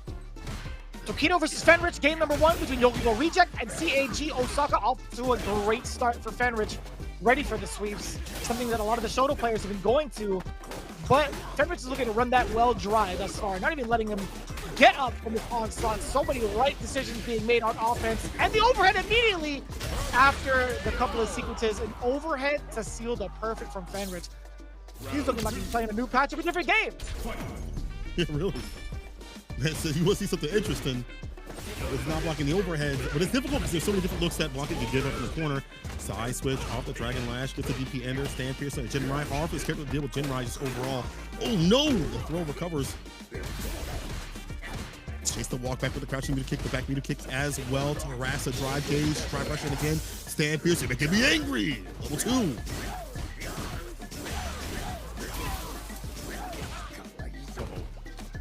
I love that we're still able to get that juggle towards the end with the Blanca ball to set up for the Blanca-chan. Back-to-back throws, get the drive rush again and do it. That was actually so disgustingly sick. That was the dirtiest thing too. He stopped right in front of the throw range to bait it out. What a setup! And a delay on the back medium kick, send help. This is unadulterated Blanca destruction. This is actually something you have to shield your eyes from. This is something that should have never escaped the jungle. Too potent. I don't know if Tokido's going to rumble this man's jungle. I don't know if he can deal with what's going on right here. The pressure, the setups, still super strong with this character. We talked about how you need a little bit more of that mix, like one more. But even then, getting to the corner and how much damage was done without the level 2, Blanca is such an effective character. I feel like if you're a Blanca player right now, having your eyes locked and loaded on Street Fighter League to see how strong this character is, You gotta do it. Tokido does get the counter DP. Stand fierce, trying to harass the drive gauge. He's holding parry. He's back in the green. Drive rushes up right after. He said, oh, look at him breaking to try to get the anti. I like the idea. Like, he is so ready to use that drive gauge to either get outside the corner that could have happened or to try to anti it. Can we talk about how fast Fenrich is playing right now? He's playing at the speed where a lot of Japanese players are just not comfortable with playing. And I really enjoy this. Fenrich is playing at the speed of the game he was maining prior to Street Fighter 6 coming out. And I enjoy that. This is the first time we've really seen an explosive character play at an explosive pace for Street Fighter League Japan. Oh, the big bet right there, the TK Blanca ball. Doesn't matter. The crouching kick seals the deal. The burnout. That's one thing he has to worry about a little bit more, I think, is like, when am I going to go for parry to get my bar back? How do I get my bar back just more effectively? You saw Tokido back up and harass the drive gauge with the fireball. Drive rush, heavy kick. Caught the jump, fierce. Oh, this man with the delay kind of finds the crouching medium, or crouching light punch. I'm sorry. Level 1 to side switch, though. We're out of there. Let me get back in the green. Burnout again. Trade again. Number 1, yeah, you can't sneak it in there. He was gonna try to do it again. I knew it. He was gonna try to do it again. And Fenrich absolutely ready. We might see a third time. No, it's gonna be outside the corner either way. So, Tokido, how do you keep on the pressure? That drive gauge is now back. Fenrich, a whole different piece.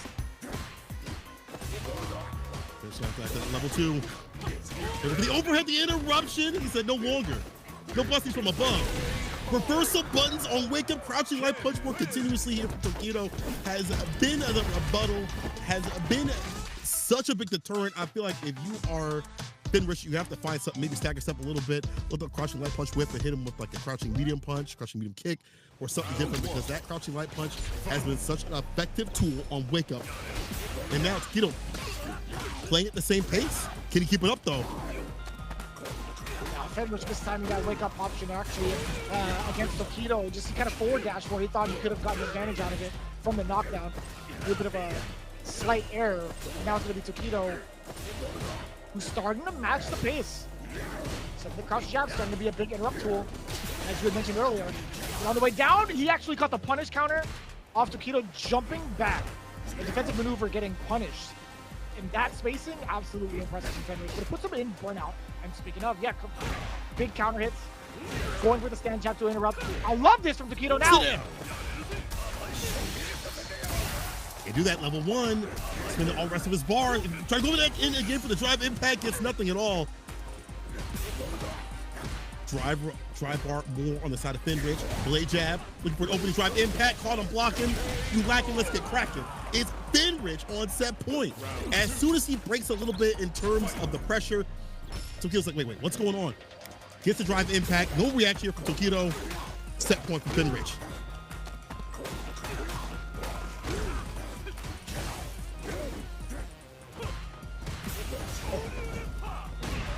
Extra dicey, going past the body.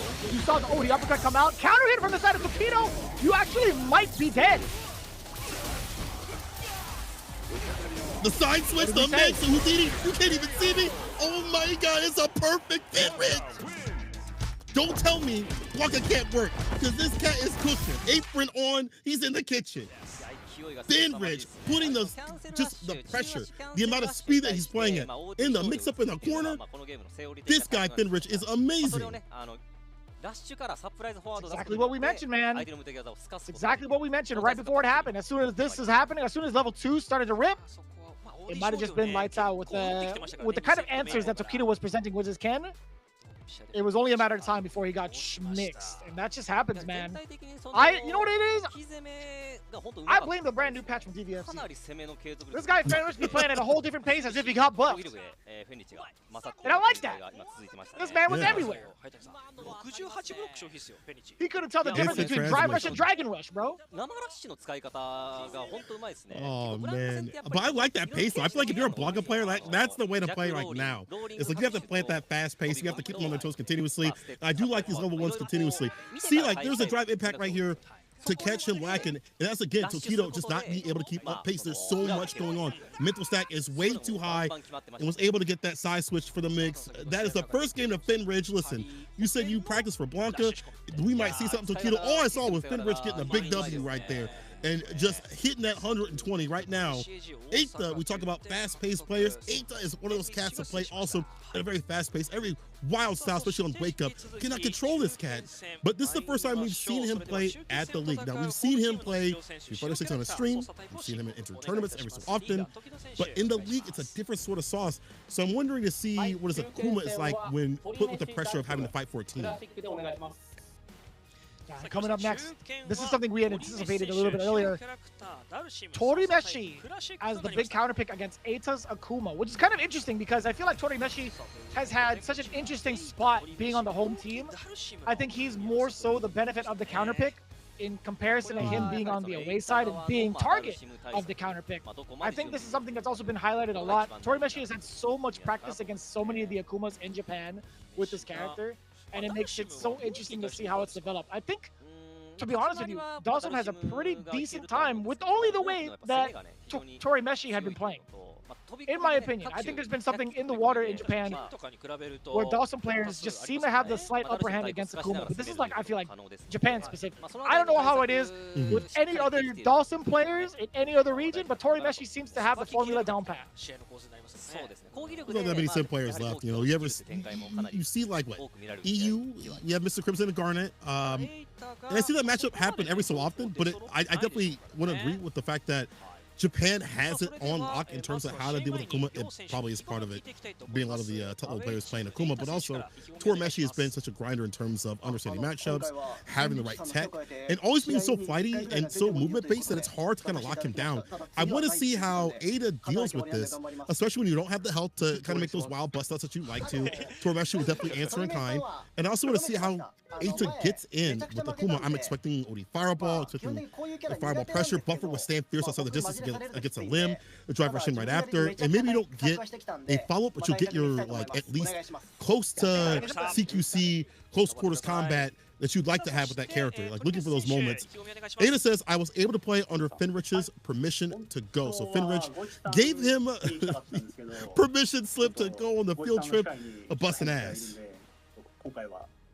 We'll see if that slip gets provoked by Torimeshi.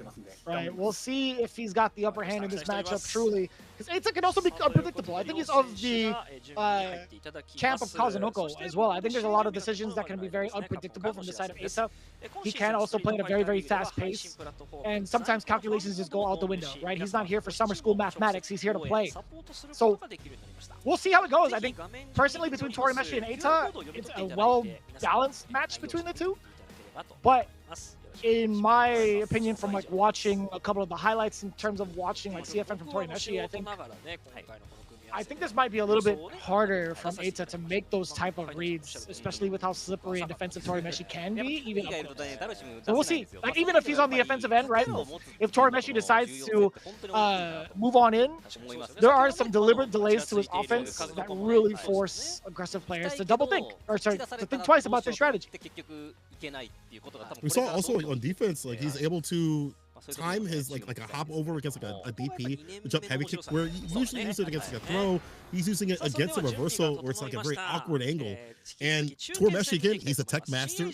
He is also a master of the flight and fight. Man's barely on the ground, so to take him down is gonna be hard. I'm curious to see again what Eita's gonna be able to do. Here we go, Eita versus Torimeshi. Eita says, listen, I want to win since I might not be able to play for a while. I don't know what that means, but we're going to put his mark on with the fireball against the Yoga uppercut. And we get the pop right after. I like this. Aerial approach, well done here for Eita so far.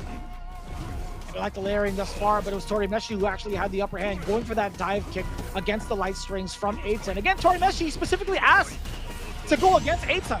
He asked the team. He practiced for it, and he wants to show everybody what he has against Akuma. He's already been showing it off on social media, but right now it's Eita delivering the hurt. Drive rush forward. Immediately after the throw, the drive gauge is in trouble from the side of Torimeshi. Let it rock, uppercut for the Oki. The frame kill as well. Torimeshi absolutely ready for it. Eita has a lot of life to give too. He can make as many risks as he wants at this point. He was buffering the DP just in case. He was trying to track down the teleport, but Torimeshi, he's still stuck in this corner. Does get the burnout, does succeed in that mission. Eita backing away. He's looking for something. You don't know what exactly that something is. An air fireball. Torimeshi thought he's going to get the anti-air with back medium punch. But again, Akuma with the versatility airborne, sniping out the first round. That close to mid-range with the fireballs has been a difficult range for, I feel like, for Sim to deal with. That's the second time that's happened. You get the flop right after, and Eita taking pure advantage, getting the lead and keeping it where Sim would like to. Perfect parry on the fireballs. Now the anti-fireball pressure has been fantastic. He sets with the fireball, aerial addition, knockdown, looking for that bust out. Eita not giving him anything at all. He's content to run the blue stuff right now. The perfect parry, so blue kind of thing. Eita holding parry right there. Once again to keep the drive gauge nice and green. Hit the OD eventually, or the OD demon flip if he wants it. But he's content just to walk in front of the demon, the DP I should say. Comet knocks him down to the ground. He sticks in the crouching middle kick. Admin fist.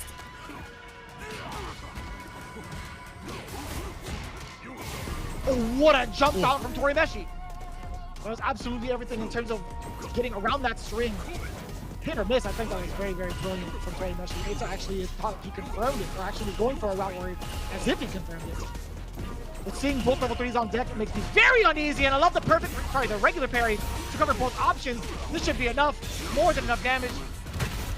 Level 3 right into it, doesn't even want to fool around with the Dragon Punch. Taking a sip of Calamity, you're looking kind of bone dry. Eita. You expect Eita just to kind of be wild, not mild, DP it recklessly, just like the usual Eita stuff, but his defense has been fantastic. It's been perfect parry and no parry. Keep the drive gauge up. If I do go on a burnout, I gotta leave. I'm chilling. And how he initiates too, round start or round start has been a demon flip or fireball, air fireball I should say, has been such a good entry point against a Yoga uppercut. Even then he gets in like dive kick, but it's nice and deep, doesn't get punished. Beautiful. Back to full screen, side switch. By the ankle, the system up full screen for the fireball. Actually gonna be setting up both fireballs over as Torimeshi slowly starts to encompass some of this space, right? That roundhouse is gonna be doing a lot of work. That medium punch as well to kind of double check Eita. Yoga Comet combined with the other fireballs. Yoga Fire. Damn! That was a punish counter and a half, crouching medium punch all the way through. I love that from Eita. Talking about those extended buttons, being able to drive rush up with a heavy kick right after. You do have the range, perfect parry, but the fireball's still there. Oh no, Eita stepped right in it. Now Torimeshi in the lead. Finally, we haven't seen Torimeshi have the lead. It's gonna be hard to take it back. Got to get nice and close. Got to hit him with the air fireball, with a dive kick to get in. We got to read the limbs. There's been a lot more limbs, more buttons instead of fireballs. When you fireball, the fake out, the burn them out. Oh man, this is looking terrible. Sims game, one more touch. One hit, the DP, no shot. It works out like this. Double two's building up. Jump fierce, drops it down to the ground, the throw right after. Oh my God, this could be the end of round one confirmed. He goes for the command grab of the teleport. No way, Vicious. Eita is actually insane. There was a counter hit too from the side of Torimeshi. He can't get out with teleport, by the way. He can't get out with the normal. Jeez, that was a deep dive kick. Do you spend it here? No, you go for the big old kick forward throw. Get to dash up again. Another one. He's gonna do it maybe a third time.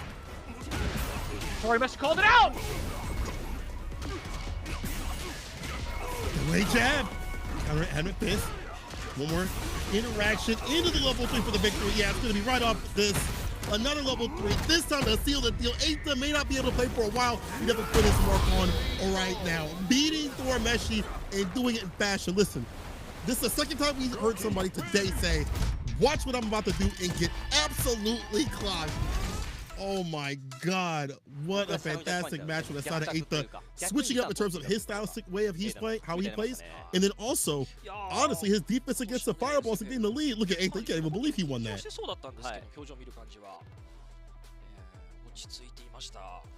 Nothing but rejection games towards Yogibo at the moment, right? Tokido, semi-prepared, failed the test.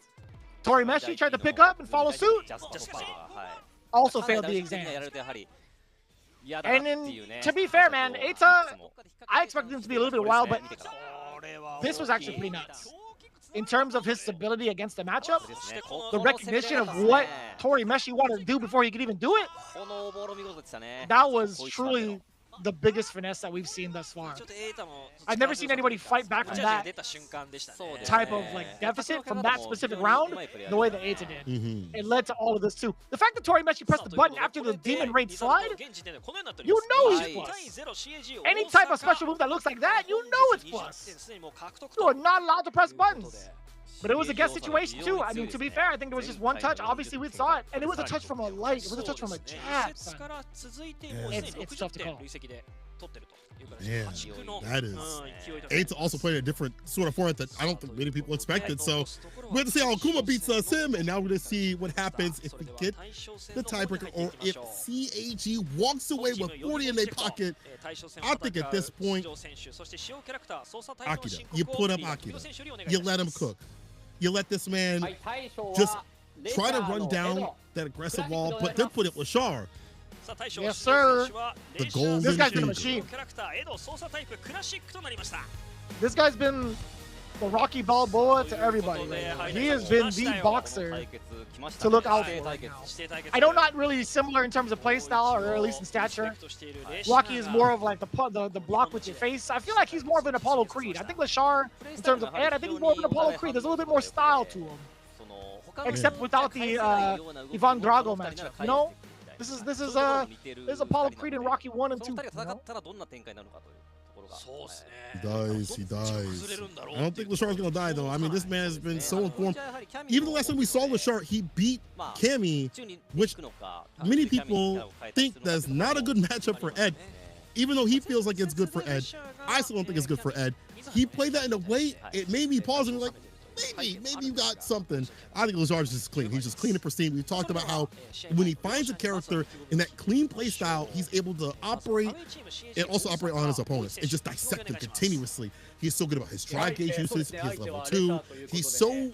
I got points in everything sort of RPG stat. It's hard to stop him. However, you're fighting against someone that's hard to break down, who has been like that since the dawn of Millennium, bro. It is Goichi, who has been in every game hard to break down in terms of defense. He's seen everything. He has seen the worst mix-ups imaginable, has survived those. And then once he gets the lead, he puts you through the paces. He does have the Akuma, but it's going to be the Chun-Li right off the rip is how we start. So he could switch if things do get dicey, but we'll see if he even needs to. Well, I don't think he would need to, per se. I don't think he would want to use like a secondary against someone like Lashar, especially with the results from last week. Just to kind of remind you folks at home, again, Lashar taking down Cammy 3-0, by the way.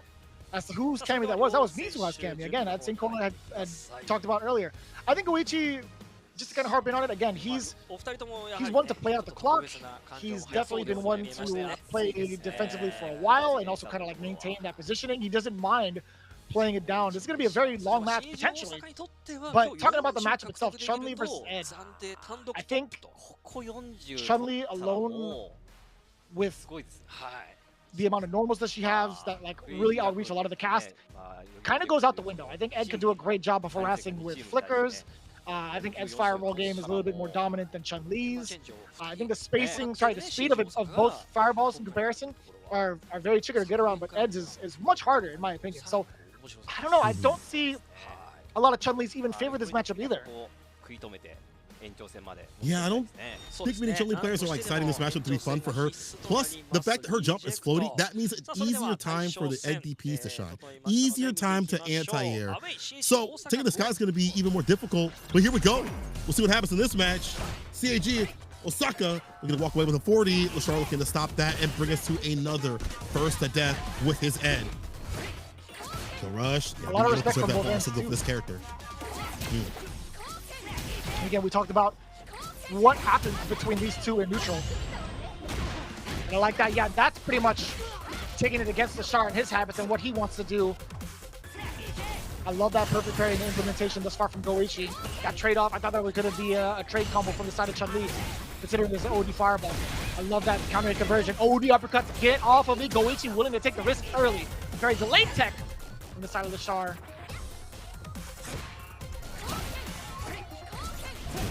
So these fireballs has to cover. Might be an OD eventually here from Goichi. We'll just try brush up though. Likes to throw this hard. He does not want him to come through. Forward Pierce, predictably, bro. You know what? No, I think he saw the Hazan shoot and said, "I got something for you." That forward fierce fantastically, gets the punish on the fall right after. Rassing up in the corner, the drive impact as it is with this character. Flicker is very susceptible to drive impact. Careful putting that out. Expensive bar to get the back row. Oh, you know the burnout's coming. You know the burnout's coming.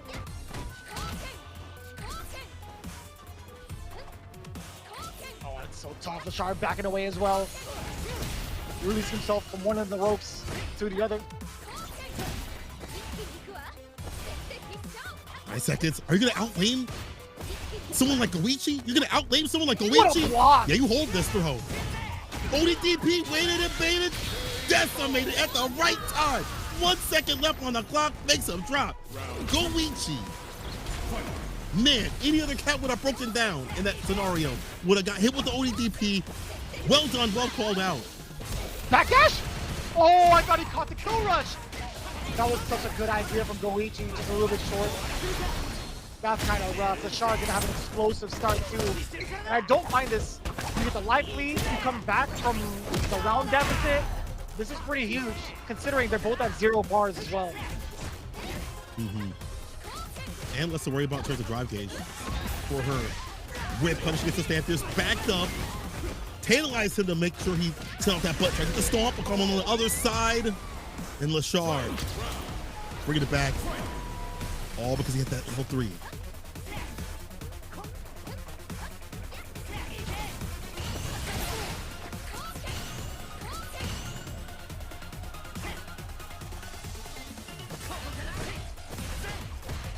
A little bit of a dance off between the two. Lashard was the one to kind of try to get that opening against Goichi with that drive rush. Instead gets paid for it. But now finds the mark, this time with the OD uppercut. That uppercut was pretty significant in that first round against him.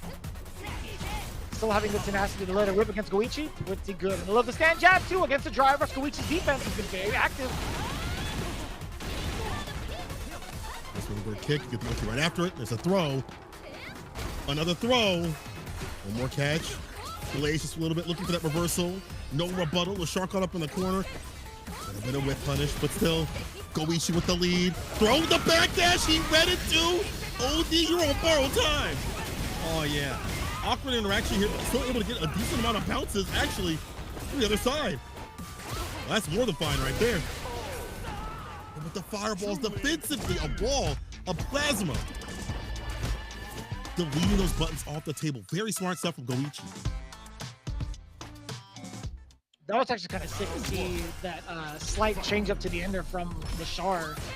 Even though it was like a little bit kind of off from the rest of the desync. Oh! Speaking of errors, a little mishap from Goichi, missing the spinning bird kick. He got neutral jump light kick instead. Very, very uncommon. Still, game on his side of things. Looking really good in terms of like the neutral so far. Been able to apply pressure with the fireballs. Oh, a mistake. Which you're gonna capitalize to pick up your back heavy kick is scaled a little bit more this season, but that's okay. Corner carries in play. Back throw on the wake up throw here from Lashard. He set, throw again, he techs. Both of them not trying to get tossed up in the corner.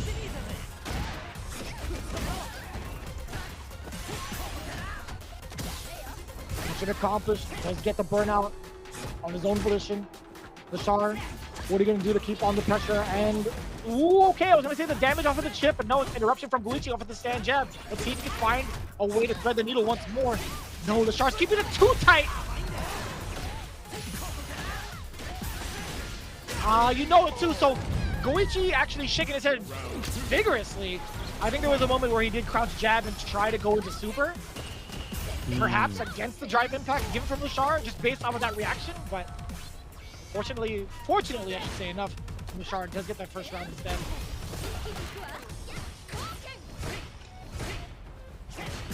That flicker, don't do too close though.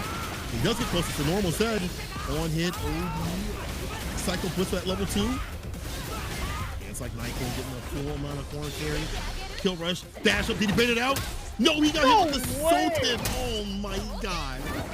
Great wake up options. You want to keep the drive gauge up as much as possible, so I like that bust out. And it takes quite a bit away from Lashard. Drive by forward heavy kick, countering. Oh, punish counter, I should say. Extra damage on the way. Punish. Oh my God. He's swinging for the fence and hitting nothing. huge base. Ridiculous base from the side of Goichi.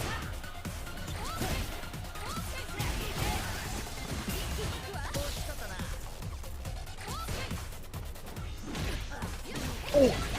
Anti-air pickup. I like that. Ready at the right ranges. Lashar feeling antsy on the ground, so he tries to go to the skies, and Goichi's ready. And look at this, being able to out-fireball this character. We might have to see some more OD spent from Lashar. Just a wall of fireballs chipping away.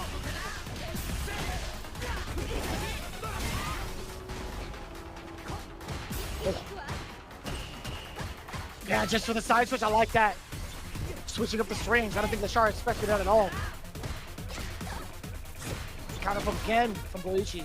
That was bad 4! He's still in the stance!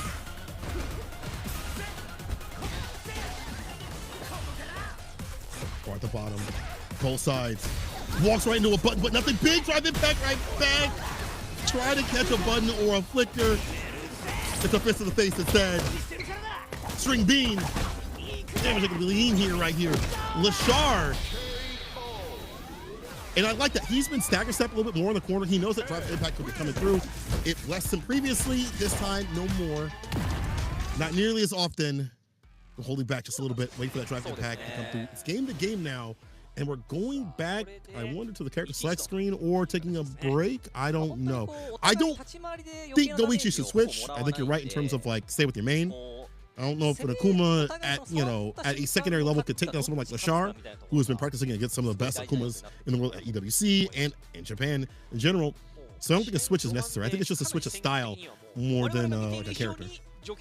Oh, 100%. I don't even think it was that bad of an ordeal. I think him guessing with the drive impact and anticipation for something like a flicker is warranted. That is something that happens a lot in even higher level play against other Ed players, right? This is something it's a matchup that's very uncommon, right? We don't get to see Chun-Li as often, at least in the West. We don't get to see him as often, get to see her as often in EU, and specifically against Ed. It's a rough shot. But I think Goichi, again, it's totally agreeable. He did just fine. Switching up the strategies might be something in place, but it's a matter of what type of strategy, right?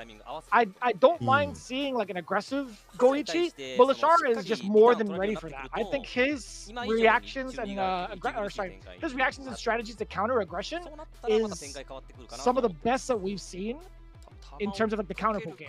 So if Goichi decides to go with an aggressive pace, he cannot afford to miss swing. He cannot afford to miss step, because Lashar will be the one to track that down, and once he gets that momentum, it's so difficult to get him off of it. I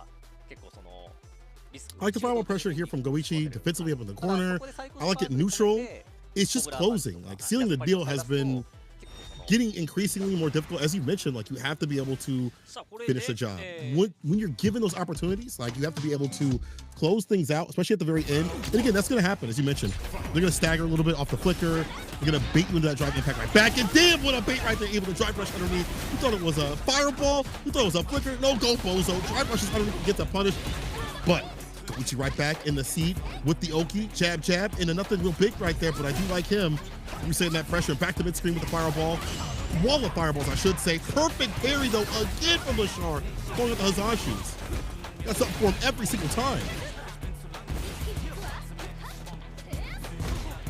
After the knockdown, we see the continued aggression from Goichi, and then also trying to bait out something with a little hezzy from the back into the standing heavy punch, but it allows Lashar to kind of move out of the corner, especially after that sequence has been over and done with. Goichi's trying to occupy the space with some of the fireballs. Lashar firing right back. He's not even going to be susceptible to this fireball game because of the options that he has. The trade-off, I think, more so in Lashar's favor because of the life lead. Now forward throw. What do you do about this once you're stuck in the corner against the Bulldog? We got a lot of the flickers coming in. At least one of them to block on the overhead. Checking the low as well, but now this air lightning leg is going to be so much of a problem as to put Lashar into burnout. He's going to have to back out. Talk about the counter pull game too. Lashar is very on point with it. Back to his effective range, the outboxer. Look at that. The zone that he is in is hard to traverse. You have to drive rush, you have to drive impact. You're not even close, not even the same area code. Level 1 punish immediately to get that job done. Man said, I'm done playing games. Oh, we talked about it. You cannot miss step. You cannot whip a button. Lashar is definitely one to get the whiff punishes down pat, especially with a character like Ed. Again, we talked about him being able to play around the 2 ranges, a lot of the times having one of the better range normals, and also one of the toolkits to kind of get the counter pokes going. Establishes just so much more of the neutral. You can be more effective mid-range, and then drive rush in. Once you feel like the pressure is on, take advantage of the fact that they can't do too much. So Goichi on the back, we've seen him work outside the corner, tries to drive rush up. Medium, speeding bird kick right after it. This time backs off, find the crouch Pierce. Waits for a little bit, the stare down. The Sheree stands to the OD fireball. The knockdown, the lead and knockdown. Those jabs to fake him out. Air legs. I'm trying to go for the attack, crouch Pierce. Spin the bar. Level 1, level 3. Oh, okay. Had to do it. He wants to kill. Understandably so. Level 1, I don't know about the feeling behind it. I wouldn't trust it at all. Goichi. Funny enough, I think his instincts are really starting to like come through against the reads against Lashar up close. But I don't know how far it's going to take him. Like the air lightning legs have caught Lashar off guard 2 times over in the entirety of this set. I don't know how many more he's got to hit him. Goichi's getting rather flustered too. Even with that W, you can definitely see that he is a little bit less like, I guess, standing on 10 toes right now with the fireball pressure. You see him trying to make some desperate reads. Lashar's in. Let's jab, EDP. There's the bust out. Drive rush in with the forward heavy kick, the jump back. Catch the tap parry with the throw. Extra damage and drive cage deletion. Oh, depletion coming through. Level 2, the charge up Stan Pierce to get through from Tekken. Stan Pierce OD, DP. No meaty fireball, waiting for that bust out. This is Lashar's game to win right now. Don't worry about that bar at the bottom. He knew it from that space as well. Lashar absolutely baited Goichi into that exact moment. He was throwing that drive impact as soon as he saw the fireball. Very sharp intuition from Lashar. The game sense is just through the roof. That wasn't even on a reaction on the fireball, actually. I think that was more so a read because of the timing of it all. But Lashar, man, he is so sharp.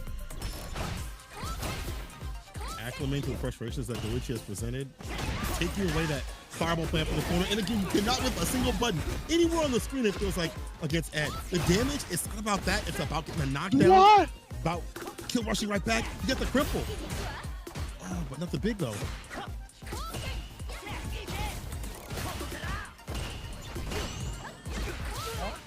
What a perfect parry, though, in that sequence. The more perfect parries you can do against a flicker, the better. Asking different on defense, perfect parry, but he tried to go for something right after, got hit with the punish counter. As soon as Goichi presents something on defense, Lashar takes it away. Jesus, that was flawless work. It looked like an exhibition from the side of Lashar. Looking at match point, trying to tie it up. We might get ourselves back-to-back tiebreaker games. Whoa. Again, starting to abuse some of the habits that Lashar might have on the defensive end thus far. He tried to go for another throw bait against Lashar, but this time the OD uppercut works out. Cannot back away from the level 2 Hoyoku-sen. Look at that. You tried to tick throw, he didn't believe in the low jab. Okay. ODDP saves the day for a little bit longer. Standing on set point, Goichi still in this. But I think those moments if you're Goichi, you have to look at it and be like, I gotta commit. Gotta put a ring on it. Just follow through with whatever I'm given. Got the bar lead. Try rush after the crouching medium kick. Nope. Hard to jump in. You have a floating jump like that, level 2. Not the least amount of damage, but you'll take this for the knockdown. Kill rush right after.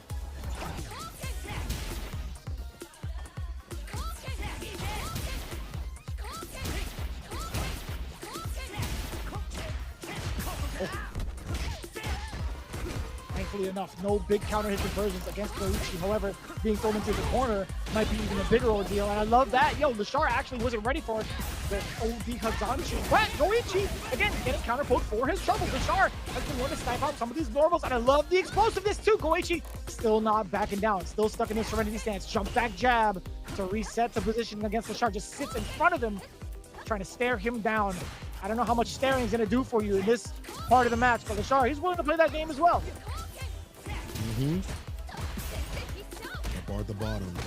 Wait until unleash. Here's the back throw. Eats a fireball. Interrupts the drive rush. Understand the time he's using the fireballs as a wall to stop him from coming through. man. It's the Juggernaut. Oh, that could have been a whip punch against the crouch fears. It's the anti-shimmy tool. Parry. Interruption attack. Throw does not connect. 16 seconds on the clock right now. Driver ship with the jab. Starter legs. Resets with the plus range. He's trying to find an opening. The interruption from Lashar hits him with a level 3 for the victory. Beautiful timing and a beautiful rebuttal. Lashar bringing points to his team and bringing us to a first to one, aka first to death again. I couldn't imagine what's going on through Goichi's head as soon as he let those stand jabs rip into the heavy, or not heavy legs, into the lightning legs. I can't imagine if he had tried to do maybe some sort of level 3. I want to see what the CFN looks like because time was winding down. I think he would have gotten a life lead and he could have been able to back away and play that game, but again, it was too close for comfort. I think Goichi trying to go for the side switch is something very, very risky against someone like Lashar. He wasn't giving credit where credit was due. We talked about Lashar being the impenetrable fortress. He's been the wall for a lot of the players here in Street Fighter League. He's brought the wall to them. I cannot believe that Goichi had that in mind to even try to go for the down forward heavy kick, to go for that side switch on the flip kick when it's looked so difficult to even try to break him in neutral. He's been so ready to take away every defensive play that we've seen from Goichi, even offensive, right? Like that was a fantastic jump back, but dealing with the fireballs, being able to like perfect parry a fireball in rebuttal didn't always work out, but it worked out majority of the time. And there you see holding parry, he's going to take those jabs, saw the drive rush up, interrupted him with the level 3. And Lashar just taking away all the defensive habits in terms of throws or back throws, DPs, did hit more often than not, but everything else just did not work out. We saw a lot of like the perfect parries against the fireballs, which I like because I feel like that was like an established point for Goichi. And Goichi, which is rare for him, to get flustered like that, that shows to me that how good Lashar is to put him on the back foot, to break someone like Goichi down, next level. Now, it comes down to this. 5 points on the line. Lion's share right here for 25 total for one of these teams for this first to one. Who do you send up on both sides, Vicious? Fenrich from CAG, Lashar from Yogibo region. Yeah, I agree with all that. And they do too, it looks like. At least for Fenrich. So I think now that I think about it, with the amount of meter that Goichi had, because of the sequencing, he did standing medium punch to crouching medium punch. I think he could have gone for like level 2. Maybe, I wonder if he had misinput the level 2. Because that would have been really smart, right? He would have had drive gauge to him, he would have got the corner carry, and in case he gets put in burnout, he has a level 1 to his name. I really wonder if Goichi had messed up the level 2. Maybe like the second mistake that we saw him do in terms of like doing a button to super. It's like a frustration. Really? Tokido? Huh.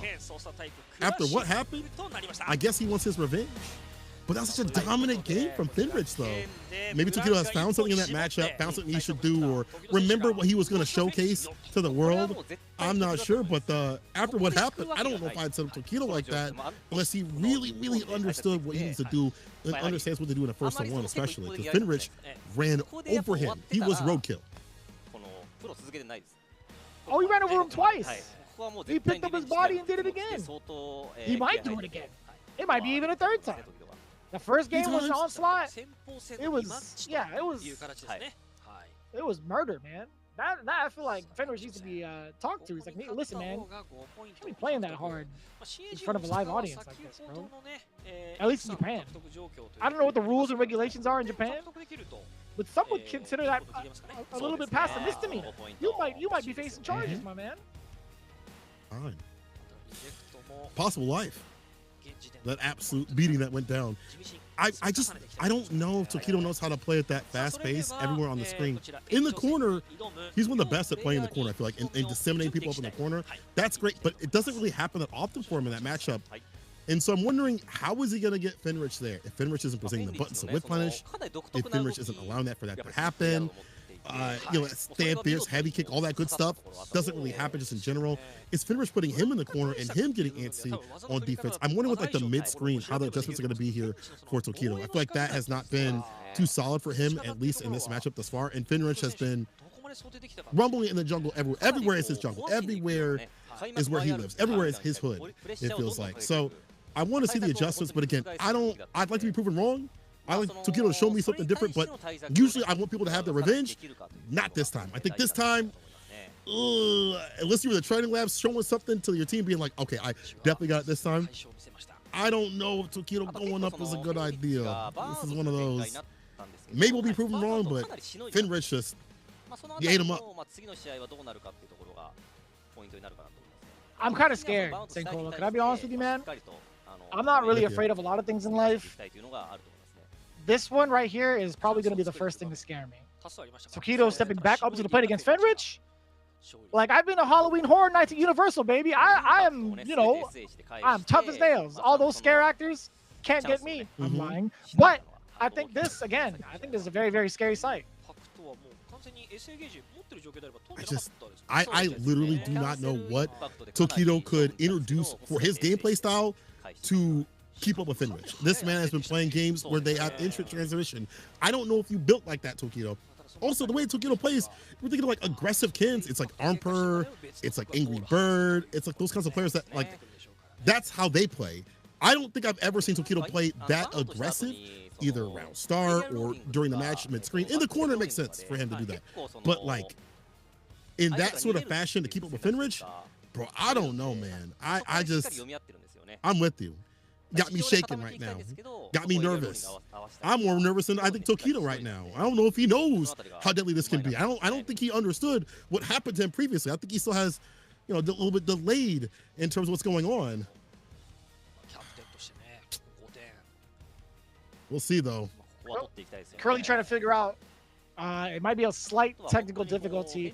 We don't know for sure, but one thing's for certain. This is going to be rough. I feel like no matter how you spin it.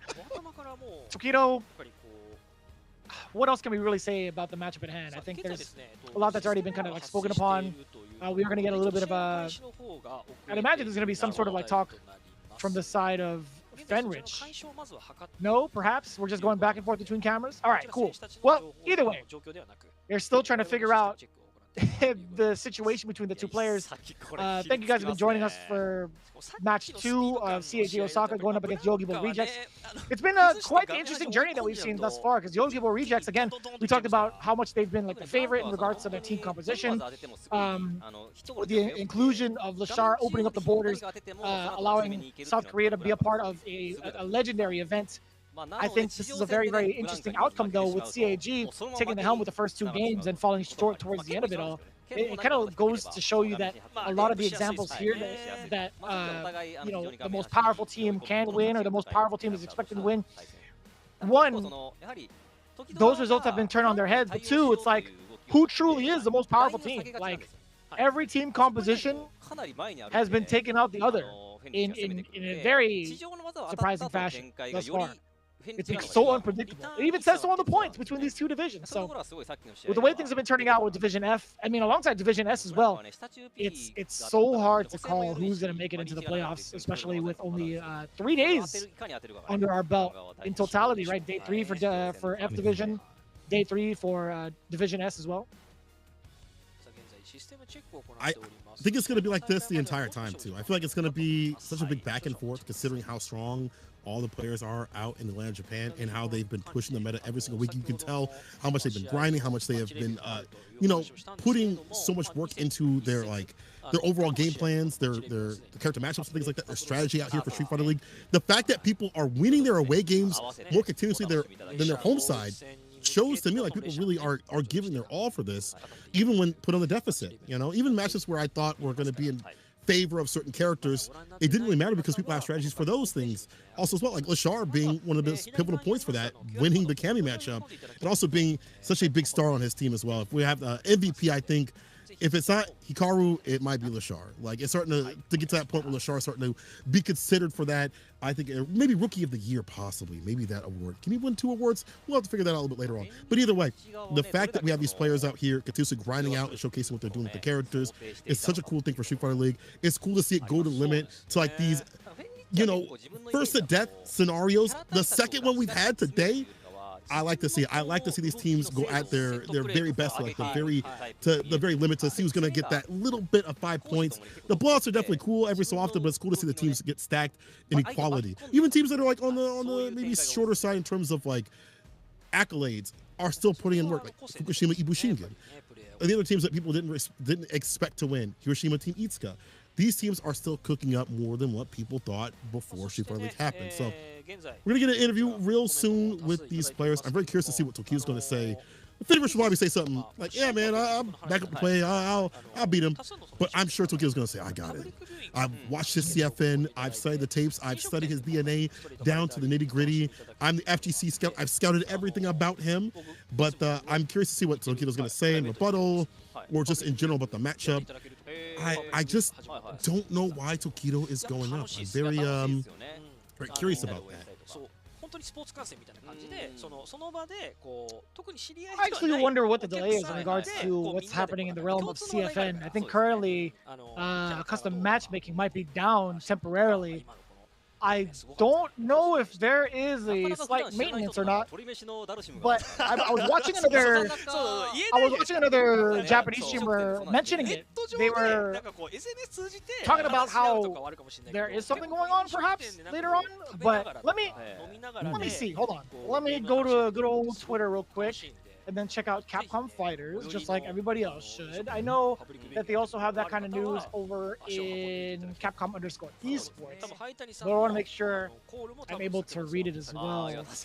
At the moment, I don't see anything in regards to any sort of maintenance. I'm sure they would have this planned out already as well, considering there's a lot of posts coming in from Capcom_esports. Let me check the Street Fighter account. Hold up. I'm doing the due diligence. Hold up. Yeah, I don't see anything in regards to any sort of maintenance happening, so very interesting to see it. But hey, what I did see is the fact that we've sold 4 million units. Absolutely insane. That's actually pretty cool. We have like blown out the record for Street Fighter V in regards to Street Fighter 6 being in its barely second year question mark. Yeah, I forget it's already what, September? Year and a half? More or less. Yeah. No, I think year and a half. Sorry, not 2 years. Yeah, you're right. Year and a half. Absolutely right. I mean, it feels like a long time considering how much has been going on in Street Fighter 6, and also to reach 4 million in like a year and a half is incredible. Like, obviously part of that is big support coming through from like Japan, all around the world, obviously. But you can definitely see the impact this has on the esports scene. The introduction into like things like EWC, how tournaments have been going, even like on the ground floor for a lot of locals. Locals are packed. Like our locals are still packed out here in Chicago. There are locals that I've seen over in Milwaukee that were still packed as well. Like, and have a lot of people that are playing as much as possible, even if they're not entering the World Warriors, or they're like, yeah, there's no way I'll get enough points to get in. They're still playing. They're still competing. They're still competing locally or in the World Warriors still. Like, everyone loves the game. They're out here playing as much as possible. And the only thing I want right now is more costumes. Capcom, if I can ask for one thing, more costumes. I will pay for costume 4, 5, 6. I don't like thematic costumes, the Halloween costumes, Christmas costumes. I'll wear that in the summer. That's the only thing that I'm looking forward to or looking more for from Street Fighter. That's like the only thing I feel like I need right now. I think everybody is in the same boat as you. I think a lot of the players and the fan base in general are looking forward to like way more costumes for every single character. But the pacing of it is going to be kind of weird, just because like you have DLC characters still coming out throughout the year, and trying to get those costumes out very quickly for DLC is very, very difficult from like a developer standpoint. I think if anything, they would definitely put out, I would imagine if they do put out costumes, it would be for like the base roster, maybe some for the DLC.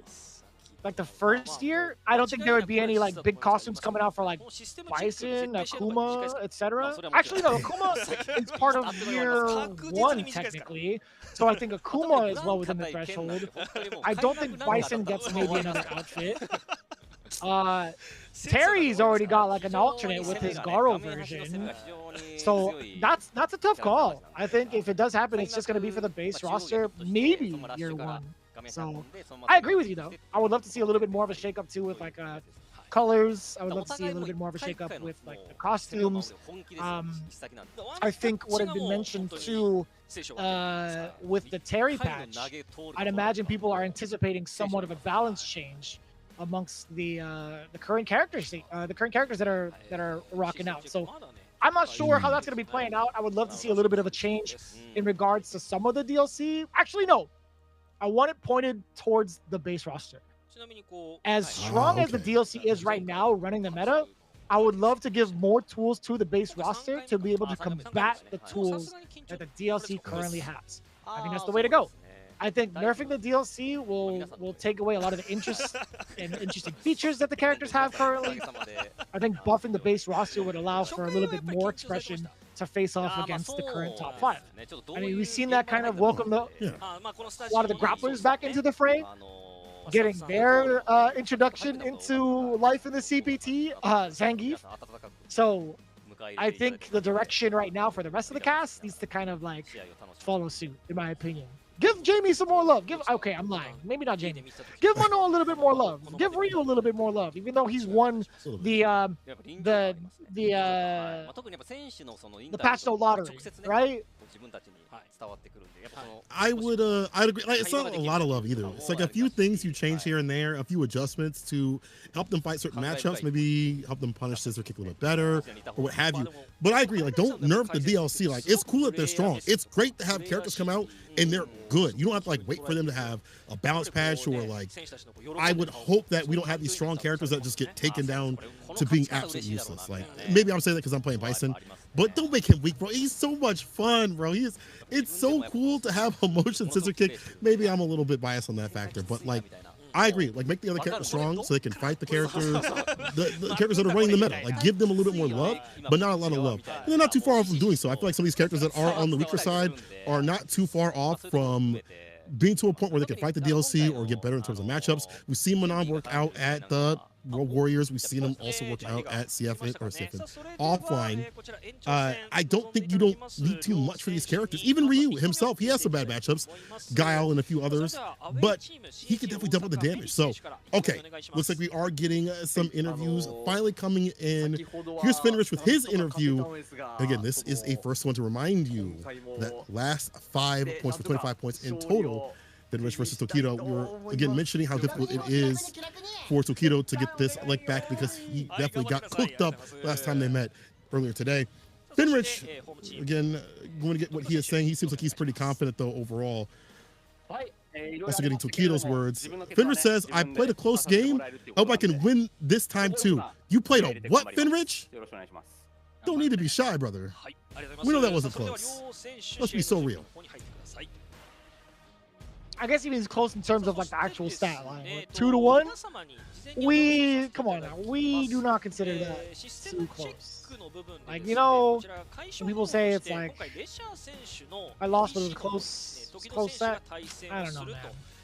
That looked like a harassment. That looked like a pure beatdown.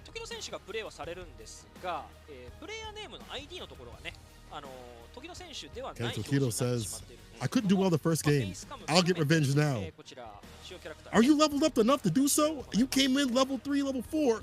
You're fighting the final boss. I hope you gain experience points to take down someone like Fenrich. So we'll see. Again, he wants his revenge. We've seen it happen where a player will come up and say, I want my revenge, and they get it. But this has been such a difficult road for Tokido in terms of figuring out how to fight someone super fast. How to fight someone who is on their bully continuously. Someone that is blowing them up mid-screen, in the corner, getting with the corner carry, and then level 2 as well, with the mix and the blender. Still very potent.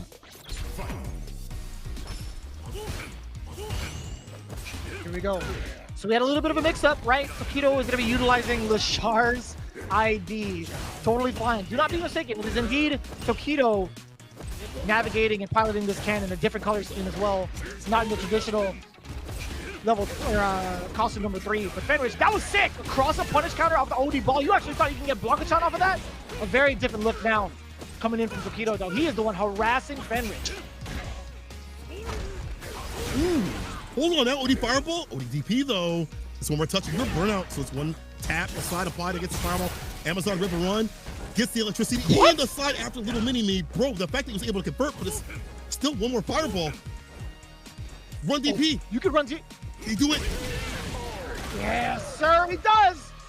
We were waiting for that. Run DP to catch Fenrich off guard. The pacing a little bit different now. coming in from Tokido. Maybe he's starting to sense when he could. What was that? I don't even know what that was. Was it a jump air grab? Woo! How did that happen? We got mini-me up. What's the defense like? OG uppercut. I like this. Watch your 6. Back to puts him up in the corner. Wake up super. Gets the follow. Well, you'll take the pressure right after. You'll take the overhead. Bucks it up with those afterwards. The throw broken, but the raw sweep here from Tokido gets the knockdown. He's got the bar to utilize. And a burnout too as well, forcing the jump back to Finrich. What was that? Blockable that close? Nah. CA, time to sit down and shut up.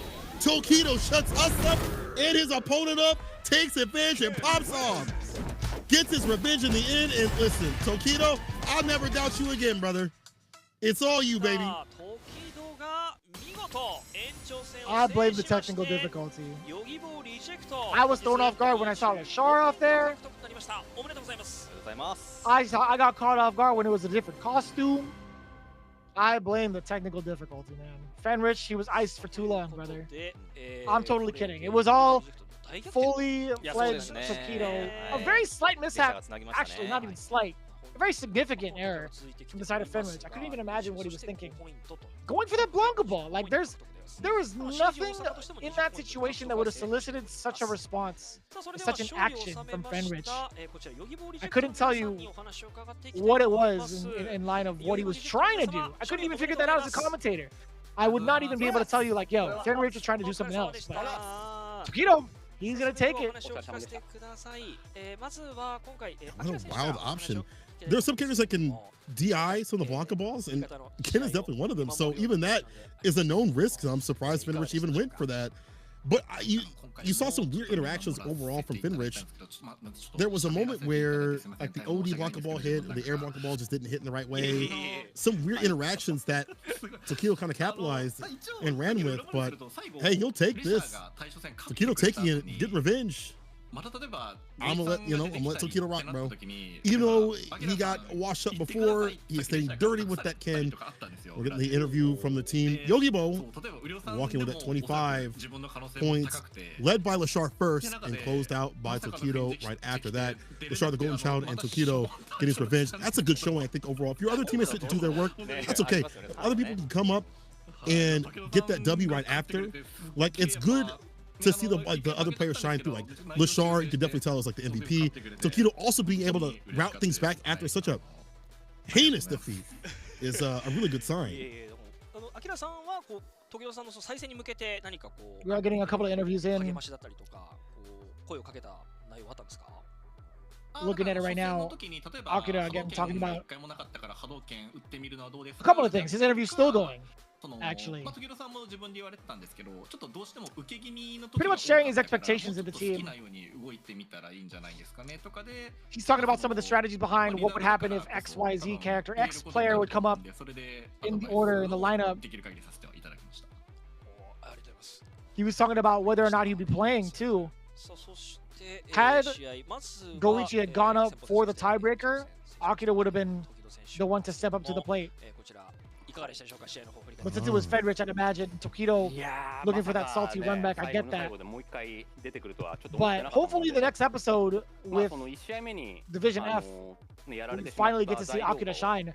I think looking back at it too with Yogibo Reject, throughout every day that they've played, it's been Tokido, Torimeshi, and Lashar, if I'm not mistaken. Lashar taking the anchor game 2 days, 3 days straight, I think, if I'm not mistaken. Yeah, Lashar had been the anchor for every day that Yogibo Reject has played so far. Wow. Putting their hope and faith in him, especially being a new player and somebody with like a different ideation in terms of like how Ed is playing is a lot of trust. But obviously, it's been working out. Lashar, second big win on the anchor right here, doing fantastic. I'd like to see him play. I'd like to see Akira play though. I definitely want to see the Speed Star, Lightning Speed Star just I want to see him just rush down the opposition with this game. Tsukito, though, says, we weren't planning on going to the extra game, but I really thank my team for winning the anchor match and letting me go on for that extra game to get his revenge. And again, I'm super surprised that he was able to get the W. Just looking at how badly Finn Richard beat him, but that was like a Zenkai boost, and he just set that man loose to get the W. Not bad, Tokido. I'll never doubt your words again. Torameshi, though, as I was planning on making him jump, but it did not work out, I guess, in terms of making him jump to anti-air. But a very grounded approach from Eita definitely worked out. Like, Eita felt like he only needed to jump when he wanted to jump, and wasn't antsy at all, especially in a matchup where I feel like a lot of Shoto players just don't like to play historically. So, not bad in terms of play from the side of Eita. That'll be a different look that we're not used to seeing from him. Yeah, I think that makes sense too. That's exactly what we had prefaced it with before, talking about how Eita can kind of be a little bit wild and also really, really aggressive with the approach. I think that was a very fair and fundamental approach from Torameshi in terms of dissecting the problems that were ahead of him. But Eita, again, with that grounded approach, was everything. I think that was just so well played. Going into it now, yeah, so just saying that last sentence from Torameshi, image on Eita was really different in comparison to the moves that he did during the game. It's so difficult, man.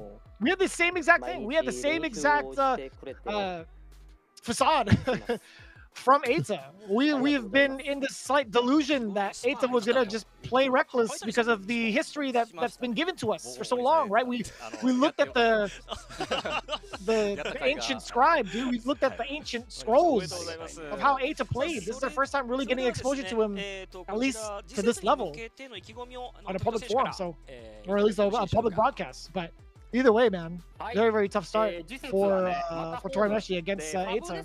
Introduction. I don't even know if they're going to get that introduction ever again.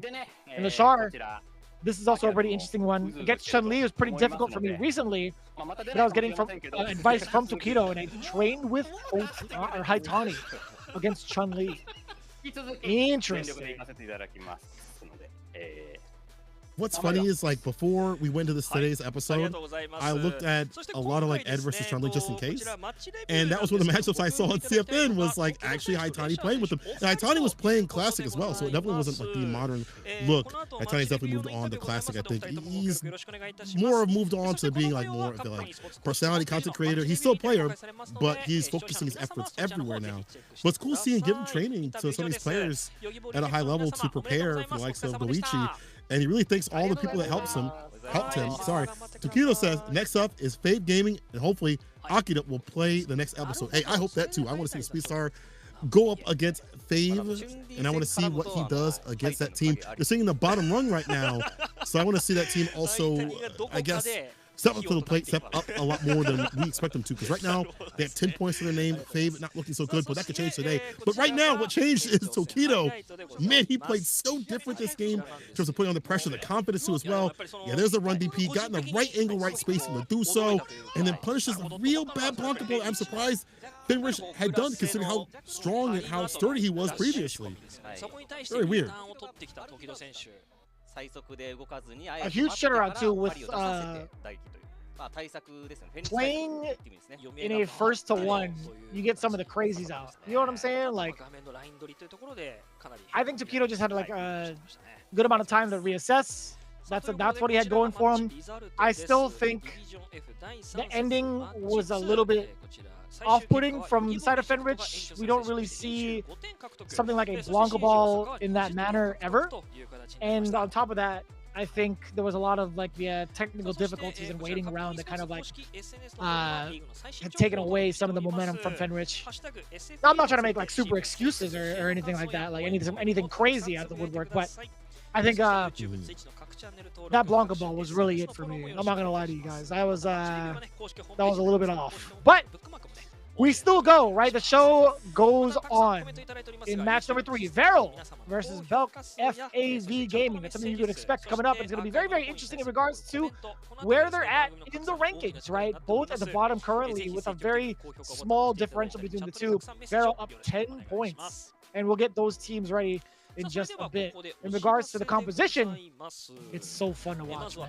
It really is so fun to watch. And it's also fun to see all these peripherals come out the woodwork. We talked about that a lot in regards to the most recent era of fighting games. So if you guys haven't already, be sure to check out a lot of the different types of leverless arcade sticks that have been coming out. I know Capcom_Esports has been doing a really great job with all the partnerships thus far in regards to getting a lot of the players in tune. I saw you do the same thing. Don't worry, I was ready. I'm ready for mine as well. Always gotta stay strapped. Yes, sir. We got that thing on us. There we go. I like the Akuma one. I got to get the Akuma one, pick that up. But there's, as you mentioned, so many peripherals to play on. You can play on arcade sticks. You can play on leverless. You can play on controllers. Hell, if you want to, you can play on guitar sticks as well. So play what you're comfortable with. And these look super sick, too, as well with the extra buttons. I'd like to use something with the extra button so I can like put the DI on. I think Seijin was talking about that. Like one of the ones that he had has an extra button on there so you can DI with the quickness. I might have to investigate that because my reaction time is really bad, so any help would be appreciated with the leverless. I agree. I mean, like, there's been so many different types of sticks. I know, like the Punk Workshop ones that were showcased in Japan is officially out now. I know Markman had tweeted it out a little bit earlier ago. There was a big one and huge anticipation for one of the Punk Workshop ones over at Evo Japan this year, a few months ago. It is officially out, officially on sale with the extra buttons, also with a really specific buttons too that are included in it. I don't know exactly specific. I think they might be like gamer finger buttons as well.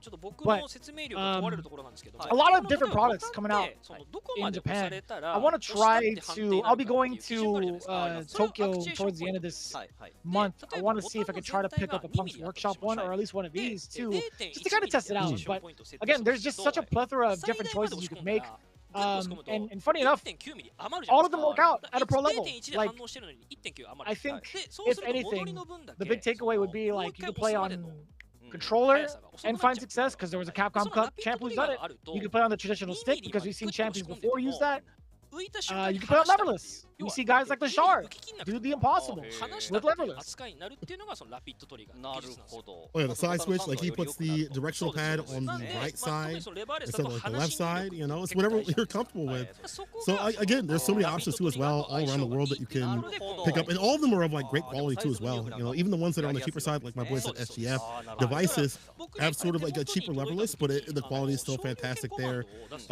He even does etchings. He etched in my dog into the actual stick. So it's cool just to see the fact that we have so many different ways to play, and whatever's comfortable for your hands or whatever you think is more optimal for yourself. There's no wrong choice. It's just whatever is effective for you. So again, everything works.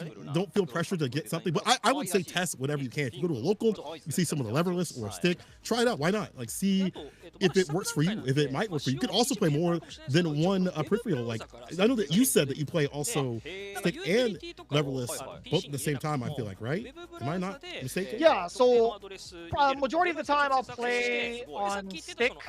When I switch off to games with 8-way movement, I use hitbox a lot more. Okay. When it comes to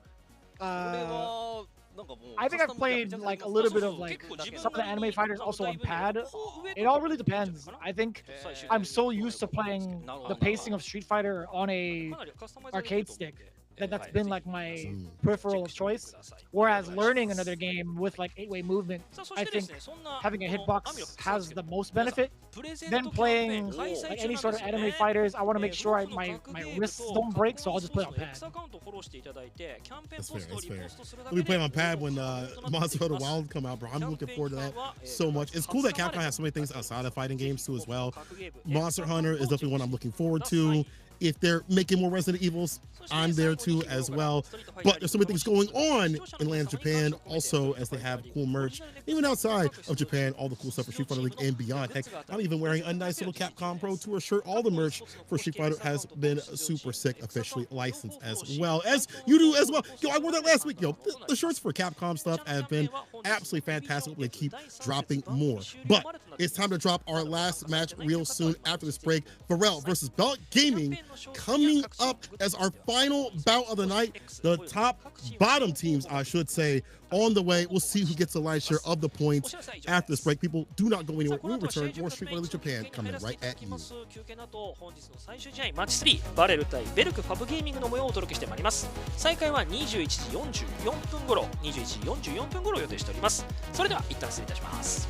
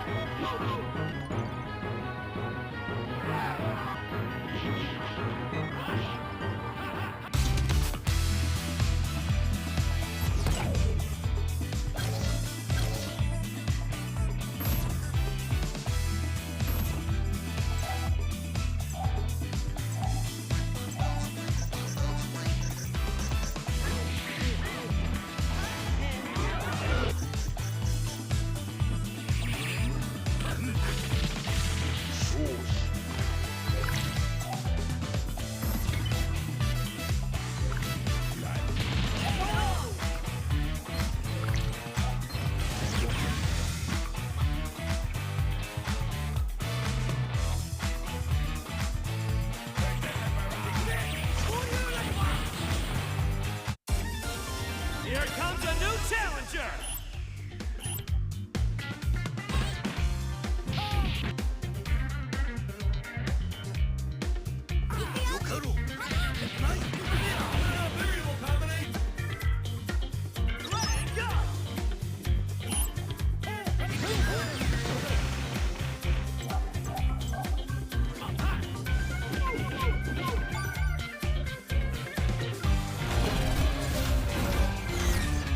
Marvel vs. Capcom Fighting Collection Arcade Classics!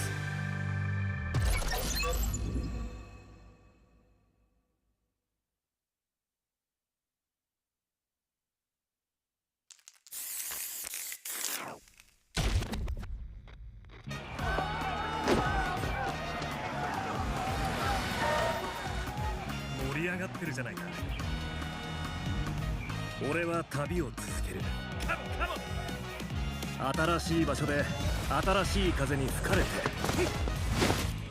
て、いい戦いをして気分よく飲んで食べて、全く悪くない。一杯おごるぜ。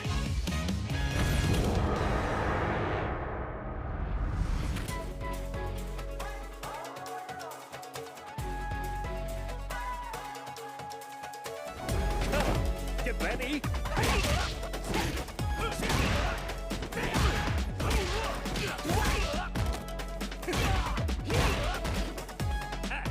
Come on!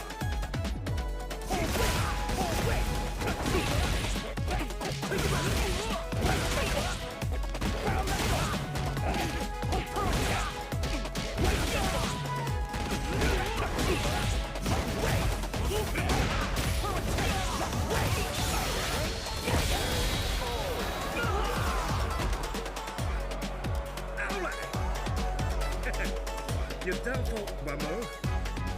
You're ready for a beatdown!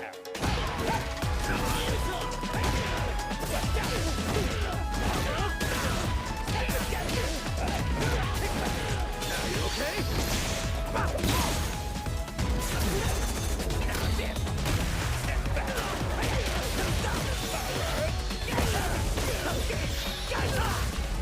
Yeah, baby!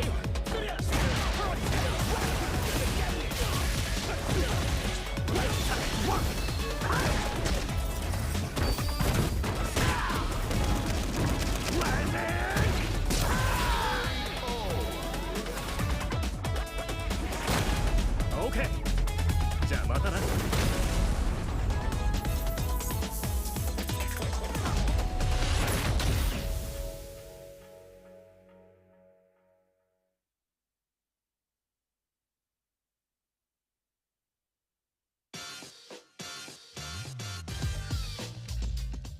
はい。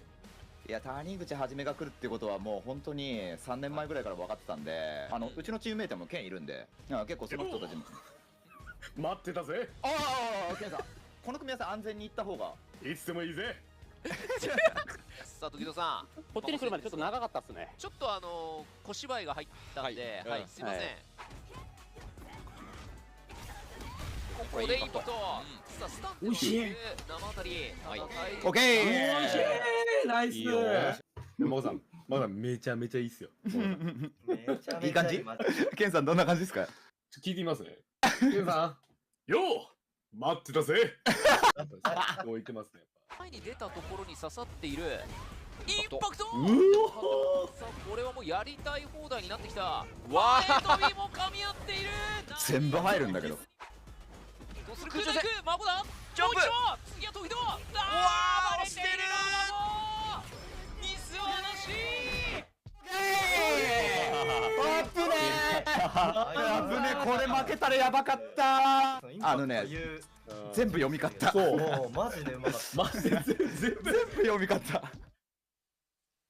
さあ、ここからはマッチ3を戦う。 Welcome back, everybody, to Street Fighter League Japan. We got match number 3 underway between VARREL and Belc, FAV Gaming. Starting things off with the away side. VARREL, brand new to the squad in terms of the team name. Maybe a little bit of new in terms of one of the players. But we got Daikoku, the unyielding rebel, to kick things off. Followed by the hero of Sunrise, Moke, who's been on quite the tear verbally. Let's see if we can match it with some of the points. Prince of the Rapids, you already know who it is. It is Mizuha with that changeup of the Kami play. All commandeered by the 2D god himself, leader of the pack, none other than Mago with an ever-impressive Jory. He was on a tirade actually from last week with an ever-impressive play, stomping out all the opponents too in very convincing fashion. Looking forward to seeing that exact type of playstyle again going to match 3. Okay, as you mentioned, absolute character.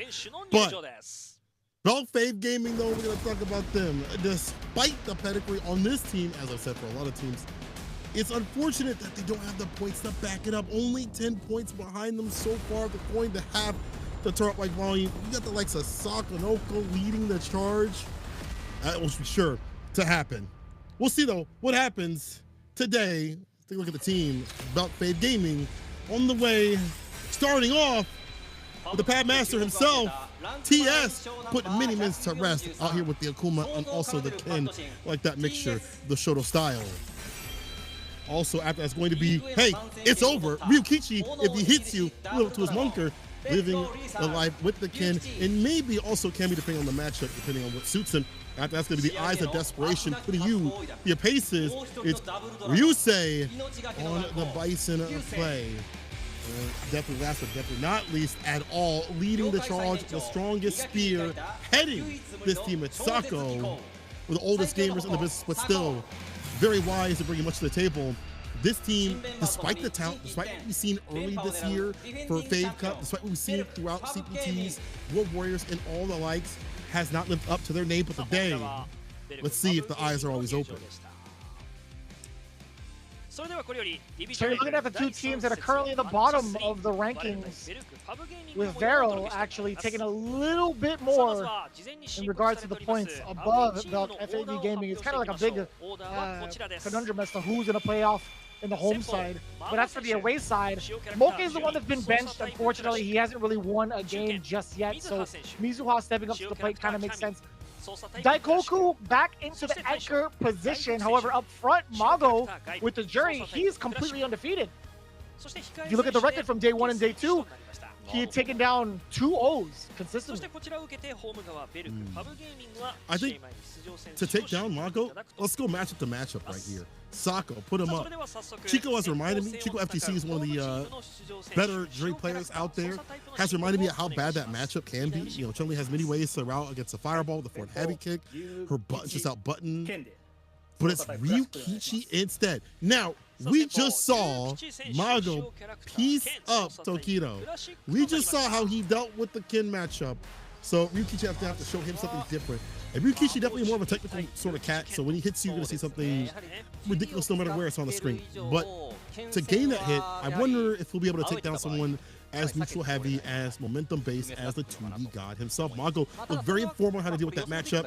Spacing and timing was really good, but Ryukichi could be a different beast. We've seen how he has evolved from EWC. We've seen his neutral improve over time. It's not just about I'm looking to scramble to score that hit to put on the nasty mix that you would expect, or like the wild hit confirms or wild tech that he has. It's I'm getting better with my neutral. I'm confidently walking down with stand light kick, poking with fireballs, the typical Ken stuff that you would establish with, and then goes that crazy stuff that you would expect from a good Ken player. But again, I was surprised. I'm scared that Sako's not going up against, like, on paper a good matchup though.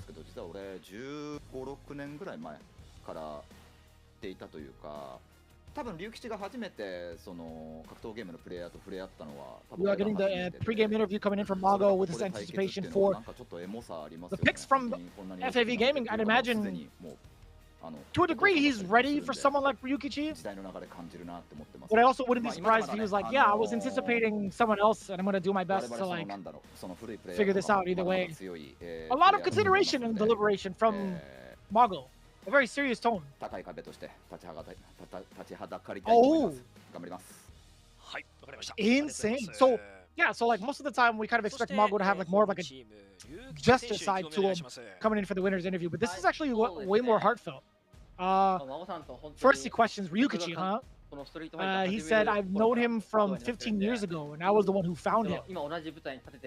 So this is a pretty cool bout. I think the introduction to Ryukichi has been very much a positive one, actually a really blessed one for us to even have this type of talent, this caliber of talent bless us in the fighting game community. So yeah, Mago, this is the first time. Yeah, he said, I'm getting emotional, but old people can still play in the professional scene. So that's actually very heartfelt. That's the first time we've actually seen Mago outside of maybe like a playoff situation show that type of emotion towards somebody in the FTC, because that's even against like some of his friends, he'll have a joking moment, right? Yeah, we saw it like Tokido, we see it every every single time, but that history, you know, I feel like that history has got him a little choked up to see someone that he had found in terms of skill come up to Street Fighter League to rise to the occasion of Street Fighter League. I mean, Street Fighter 4 was where people I think saw Ryukichi, where he developed from, and didn't really see him make that kind of big mark at 5, but in 6 he's really showcasing what he can do. And Ryukichi says, I really thank Mago for finding me, so I'll do my best to win here. I'm sorry, but I'll do my best to win here. It's cool that he's gonna give that respect right back. It's like, let me show you that hard work of 15 years ago when you found me, what's amassed to in this first two, in this bout right here, in team-based sort of thing. So there's not going to be some of that player-to-player history sort of action between each other. You might see some things that are, oh, why would you do that? But it's because they know each other from over a decade, which is crazy. Here we go, Mago versus Ryukichi. Beautiful interruption against the over, trying to sneak that in, but Mago's ready to stay medium. No counter it though. Over game in between VARREL and Belc, FAV Gaming, the big interruption now against the drive rush. Very short-lived. Ryukichi does get the side switch, and I love the way that he goes for the double dash Oki. Mago actually having the sense of mind to use the perfect parry, excuse me. Oh, just a little bit off the mark. Damn! And the overhead? Sneaky. Impact, it's nothing at all. Backs up, finds the crushing moon punch buffer. Dragon Lash and the Shupujin Rai. He lets it fly and he gives himself a round on the board. That was a beautiful crouching kick in general against the drive rush for a medium punch. We talked about how informed Mago is about this matchup. So is Ryukichi.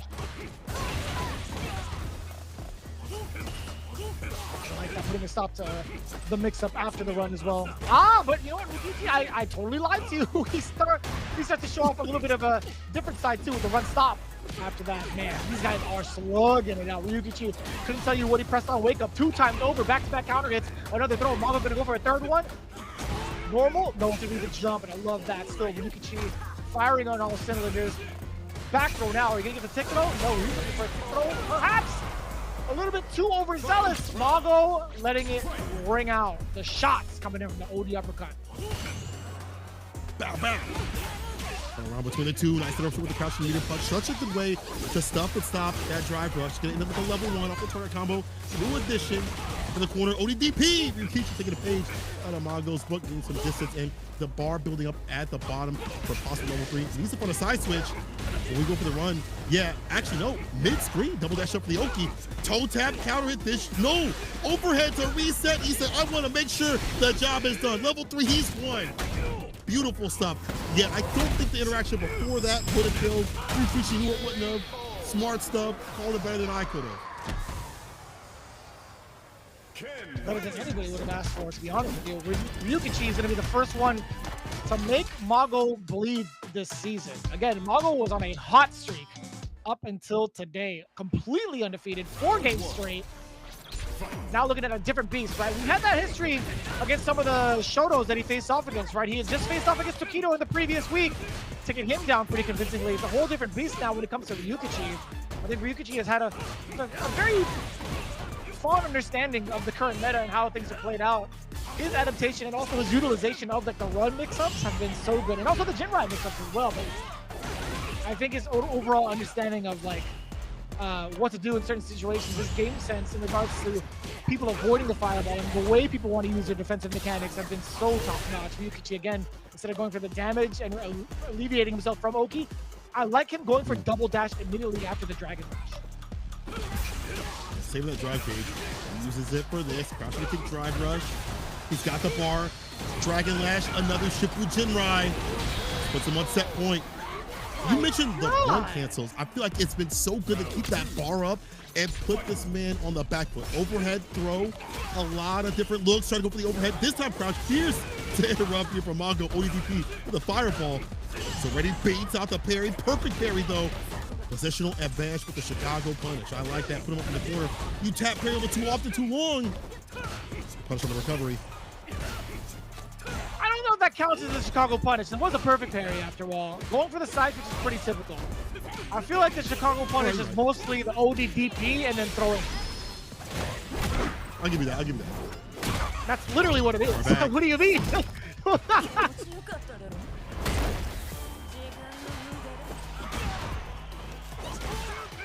Dive kick, though.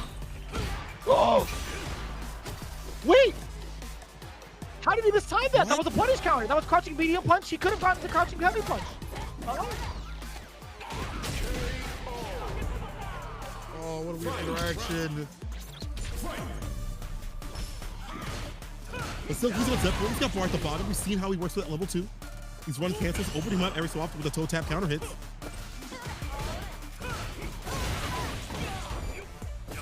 Oh, we're starting to sense the danger. Mago has been calling out a lot of the run stops. Run pressure from Ryukichi, I should say. Punish counter, yes sir. Double dash forward. Actually, just dash and a walk.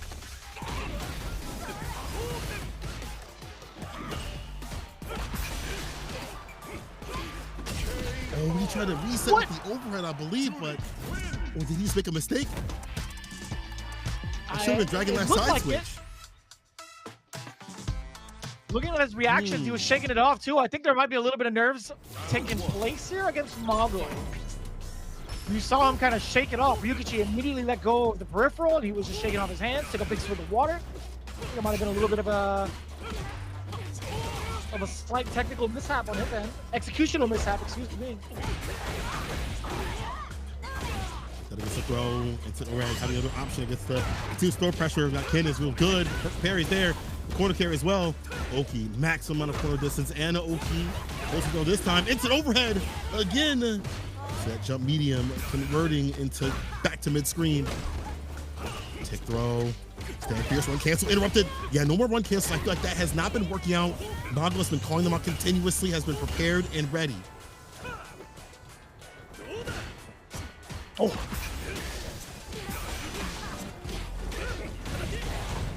Yeah, he's got enough damage calculation behind it. Level 2, Shippu Jinrai, Ryukichi.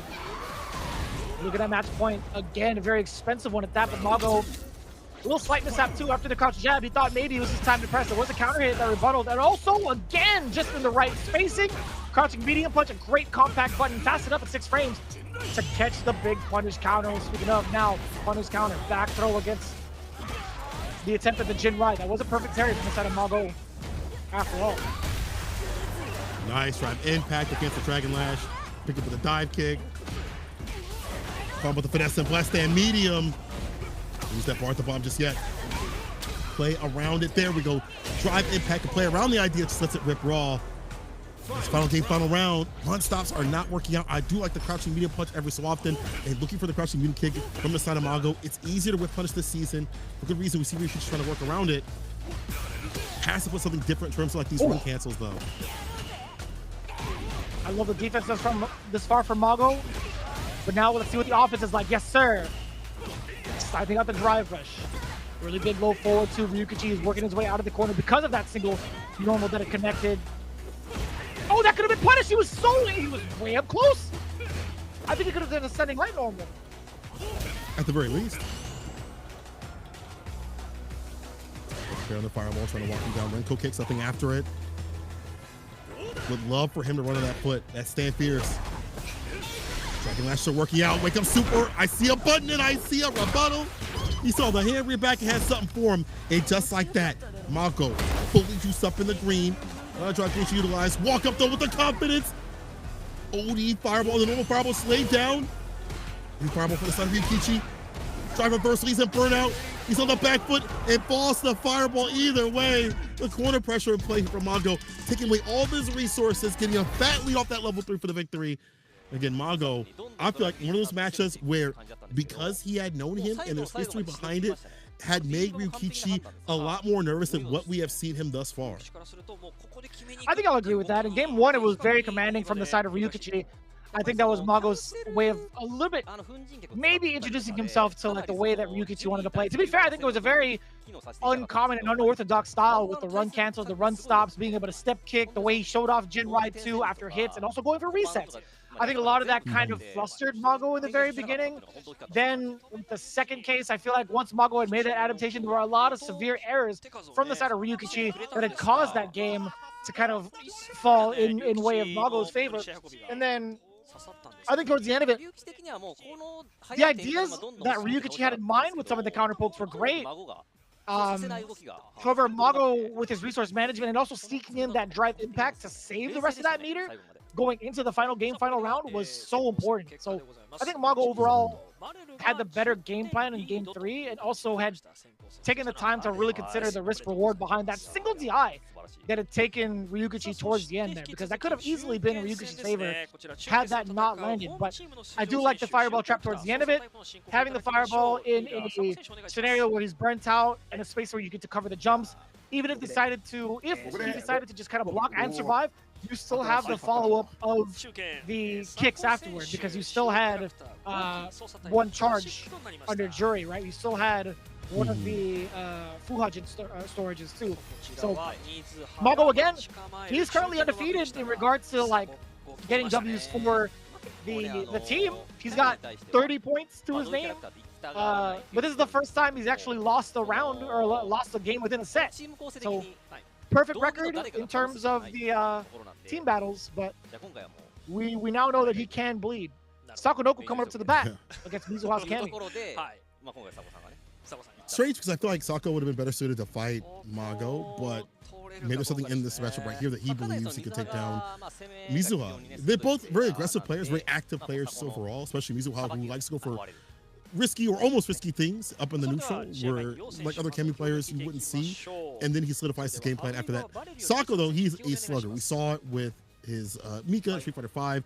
He likes to play just with the big buttons and things like that, swinging those suckers out. He's also an execution master, so like you're going to see a lot of great combos coming from him. This time, it is not the Chun-Li, it's going to be Akuma. So I want to see what Mizuha presents to the table against this Akuma. Sako, I like that he has two characters. I like that he has the Chun-Li. He also has the Akuma that he has built up. We've seen him play a lot on his stream, or just on CFA just in general. So it's cool to see some of these players, even though they are playing a lot of the same characters sometimes, have different ideations on what to do with the character. Some go for more of the fireball style, some go for more of the demon flip like Shuto, some more grounded based like Bonchan, or more defensive, some more aggressive like Kawano, willing to go into burnout. I'm willing to see what Sako does to Mizuha. But again, I wonder if this is the right pick. We'll see. Mizuha says the last time they played CAG, he played against Akuma and trained with other Akumas, so he's pretty confident in this matchup. So Mizuha is like, hey, I've had to play a lot of Akumas. If I play ranked the tournament, I'm ready for this matchup. I'm ready for Sako. This is exactly what we want to see, this type of confidence coming in from Mizuha, not necessarily something we've been able to see thus far, considering in day 1 and day 2, Mizuha hadn't really had a lot of W's under his belt. He only played in day 2 as the anchor and got absolutely obliterated by Lashar, losing 3 games straight.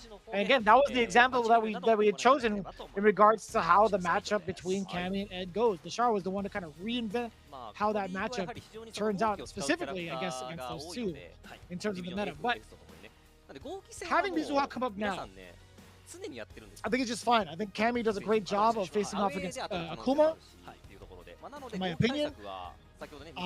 Sakonoko, on the other hand, in terms of the data, not looking the best from what we've seen. He's only played once, and that was in day 2. He fell short to Hibiki. He was actually looking quite strong around game 2 against Hibiki. He fell a little bit short, but here we go against Sakonoko. I want to win here and win the anchor and overall win the match. Let's see if that comes to fruition. Here we go. Match number 2 between VARREL and Belc FAB Gaming. All right. Shimmy on the plus frames off the back medium. Puts him up in the corner. Meaty crouch fierce. I like that safe option with the back medium punch. If you don't think the DP is going to work. Oh, but it's danger time on the wake up, though. That one definitely did not work out. Drive impact. Kills with drive gauge. Frame kill. The throw right after. All even out. Reversal button. Does the OD for the side switch. Got the corner. Oh. I thought he was going to parry that. Oh, a big trade-off for Mizuha, definitely in his favor. 2 bars on both ends. Mizuha, he's possibly looking for a buffer. Past the fireball, but it was a little bit too fast for him to manage. No reactions again. Nice and easy. Low, medium kick exposing the defense. Mizuha getting the first round. He's also not falling for like any of these like drive rush fireball baits or just like the drive rush breaks just in general. He is not hitting the ODDP. He is staying calm, cool, and compact so far. Also, perfect parries as well, and pretty damn on point. Crouch fierce, doubles down with it. Look at that, harass the drive gauge, gets a knockdown, shimmies him, trying to go for the throw. Stand fierce, finds a mark, and finds for level 3 here. Gonna burn out in a one-touch scenario off of some drive gauge usage. Mizuha looking primed to take this game.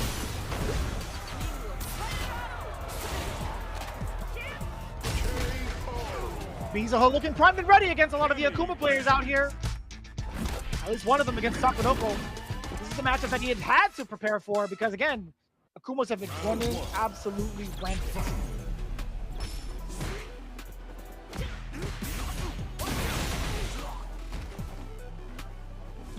ODDP for the switch up against the drive rush jab pressure.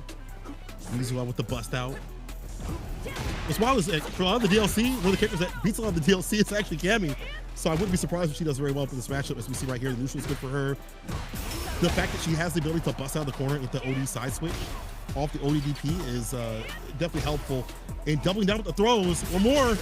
The shimmy, he thought it was coming through. He was waited and baited. Set point for him. Very clean thus far from Mizuha with the amount of control that he has against Sakonoko. That back medium punch, which is so difficult. Trying to guess what's next.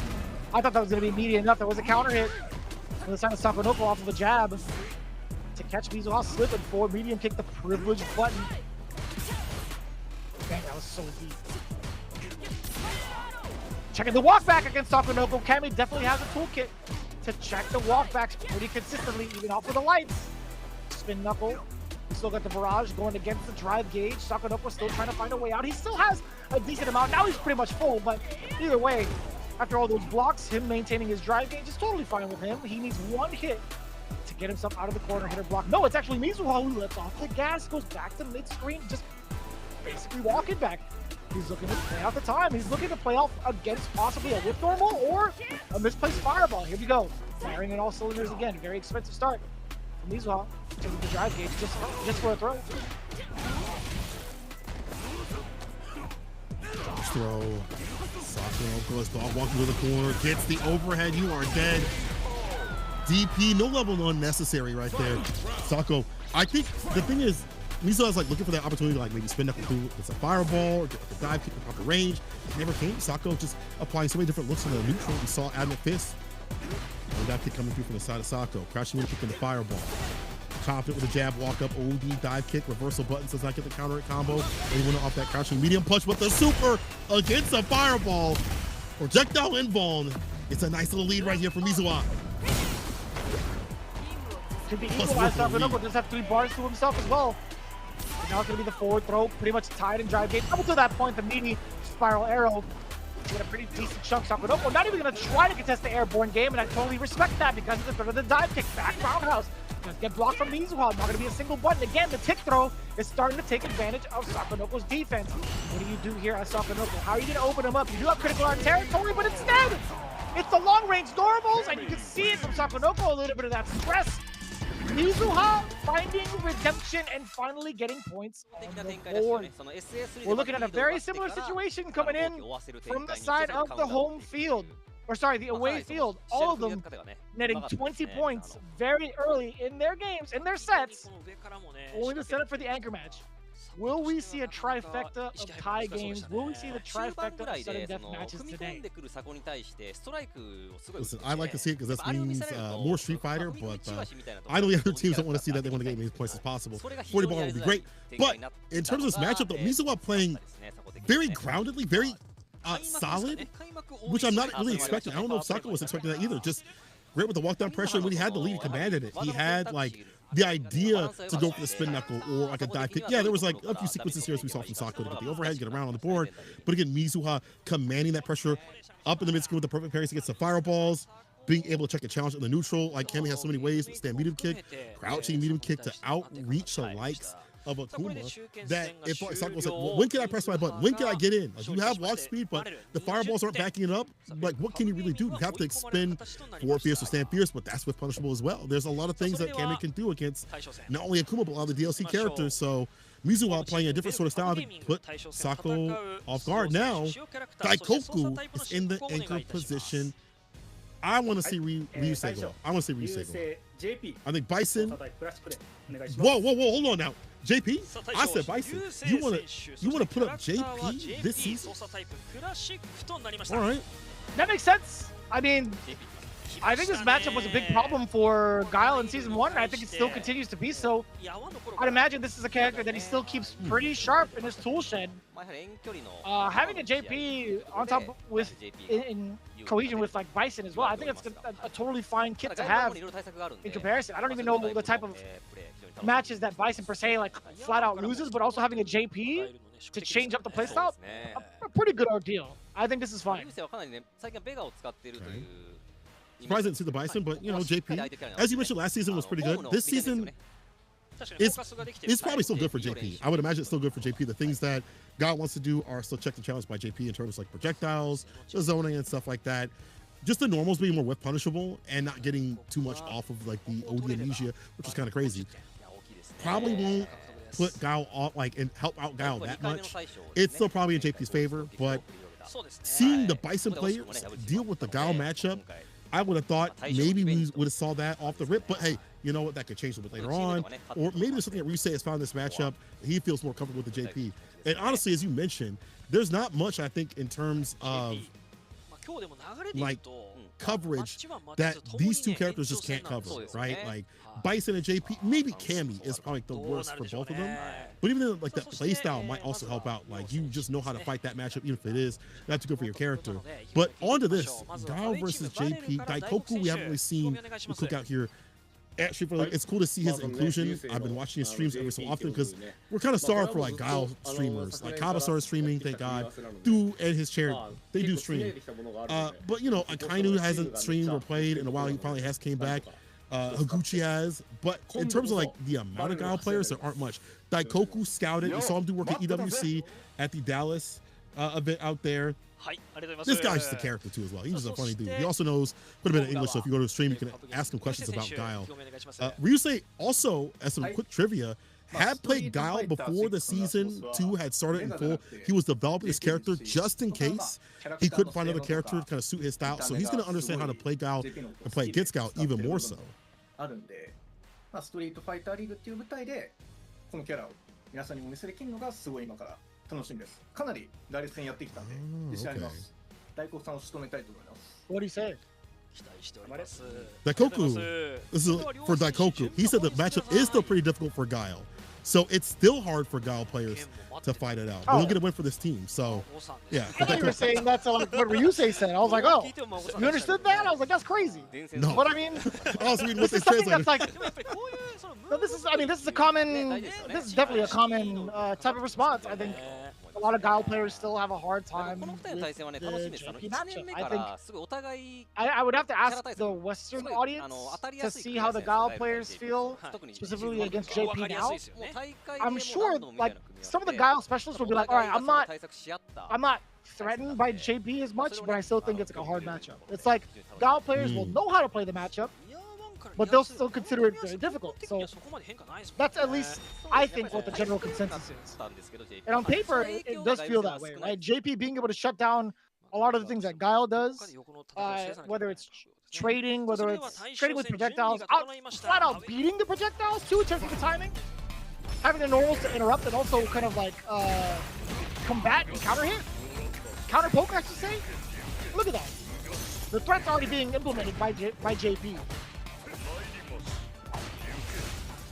See how the nerf normals help out Guile. Being able to punch this character definitely helps out if you get close enough, but that's the objective. How do I get close? How do I fight this character before medium kick gets hit? Should have committed to something different. Reset with the Sonic Blade. The blade's out again.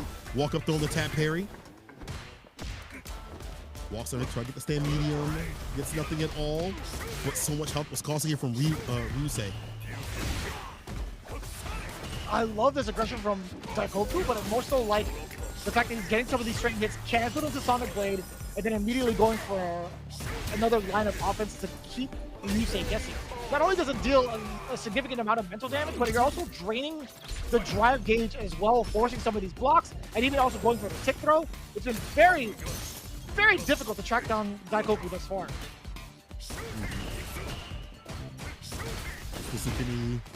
Upside down kick, deletes that drive rush off the table, whip punish. Nothing big though, but again, we talked about how these normals are a lot more extended. You can deal with them a lot better, but they're still good on hit. Crouching medium punch, lands, pierce, departure. Mid-screen to delete any sort of drive rush bazooka off the table. He dashes up, teleport, throw, we tech throw.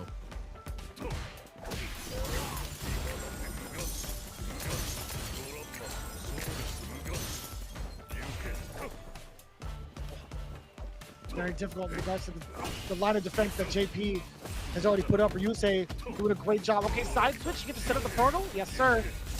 Now let some of the ghost ring do their job. Double portal as well. Want to confirm over the low medium punch. That was a counter hit into the level 2. Snap your fingers and do your spin.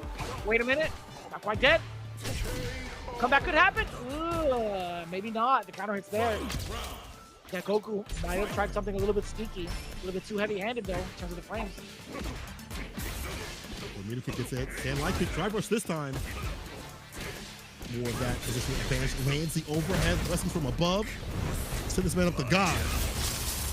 Big lead in health and drive gauge back in the green.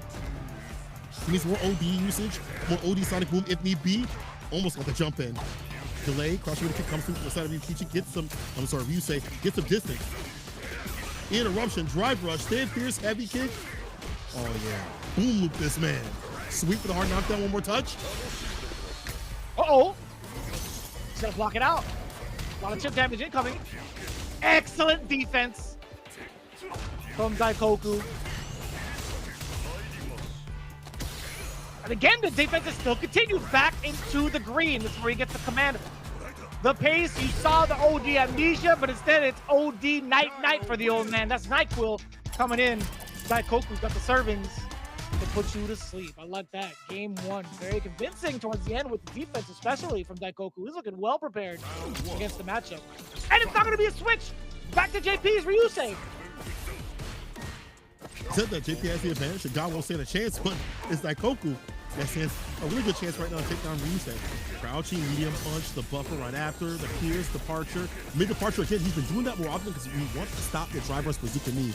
But you see just Daikoku holding parry, dashing up when it's appropriate. Now the OD is presented. Is this more usage enough though? Teleport flash kick. Wait just a little bit to get the punish counter on the button on the way down. Meaty boom, crashing meaty punch right after, trying to take back the turn when he couldn't. Parry. Attack on the drive gauge. Portals again. The shadow's coming! Yeah, punish counter, you already knew it. Ryusei already starting to step up the... I want to say like the antsiness, a little bit of impatience coming in from Daikoku. Or overeager in regards to what happens when those portals are up. That is true. Like you see less of that ability to like really make the magic happen when it gets close. Even more so, reversal crouching media punches are definitely happening if you say put in full screen. Come on, heavy kick, solid puncher, solidly punching through. You see the backdash almost got the punch, perfect parry. Get your ass back in the corner. Reversal button, but the stand light punch did not reach even with that fat hitbox that got on it. Was able to get the follow up. Fake out, driver's back throw. There we go. Fake ghost to be able to get the back throw on the tap parry. Level 2.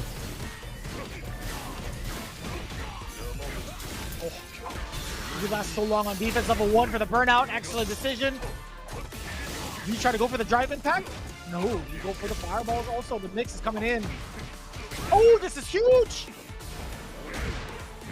He baited out the OD amnesia appropriately. Solid puncher could be coming his way also. I think if the objective is the burnout, he's going to get it with solid puncher very, very soon. It's going to be very expensive to do so, and he catches the parry again from Ryusei towards the end of it. The flash solicits the punish counter. Daikoku threading the needle once more against the defensive end. This is going to be huge to start things off. No Sonic cross. It's all aggression. There's a Sonic. Sorry, solid puncher now coming in with the baby booms. You already know that was a flash kick. He mistimed it. That's fine though. Still has him up in the corner. It's jail no bail right now. Sends out the OD for the knockdown. Walk up throw. Dragon suplex. Trade, you'll take that. Against the 4-meter kick though. Perfect parry, but no. Okay, there we go. I'm about to say, put this man at a distance, long distance relationship. And I like that interruption against the departure. That's what's sapping away a lot of drive gauge. Level 2, now trying to lock him down. Is it worth it though? Oh, trying to go the flash kick, interrupted. Not bad. No bar at the bottom. No, he tried to jump out. I'd imagine so. Maybe, it could be. Because that was regular flash kick, I have to check it out. I didn't see a reversal from the flash. And you're right, what's the counter?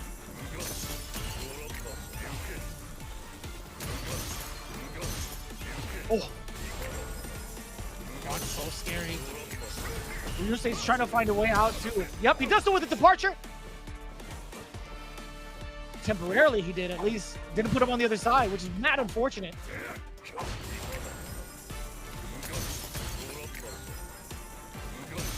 Utilize on the partial utilized.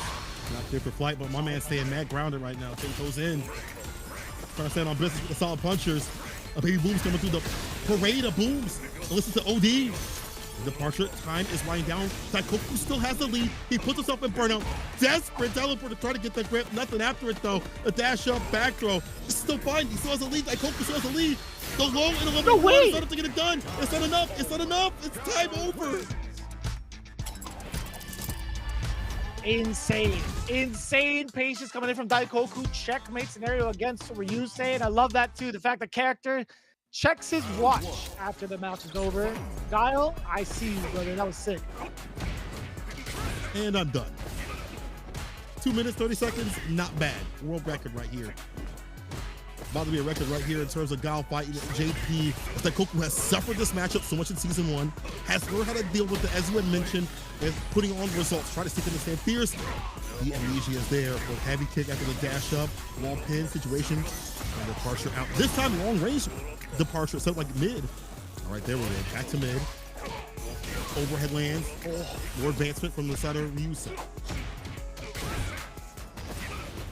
So tricky. That's the last time, or sorry, there was another time where we saw a trade-off happened off of the lights, and Daikoku immediately took to the skies, thinking, ooh, wait, let me hold my tongue. Ryusei, what do you got for us right now? Set up the departure? Or set up the window? Excuse me. Departure. What's the right way to play right now? Burnout. Level 2. Yeah, chip him out. Yeah, what can you do? The jump back still. Gas the ghost. The chip no dip right there. You say, stay at the offset point.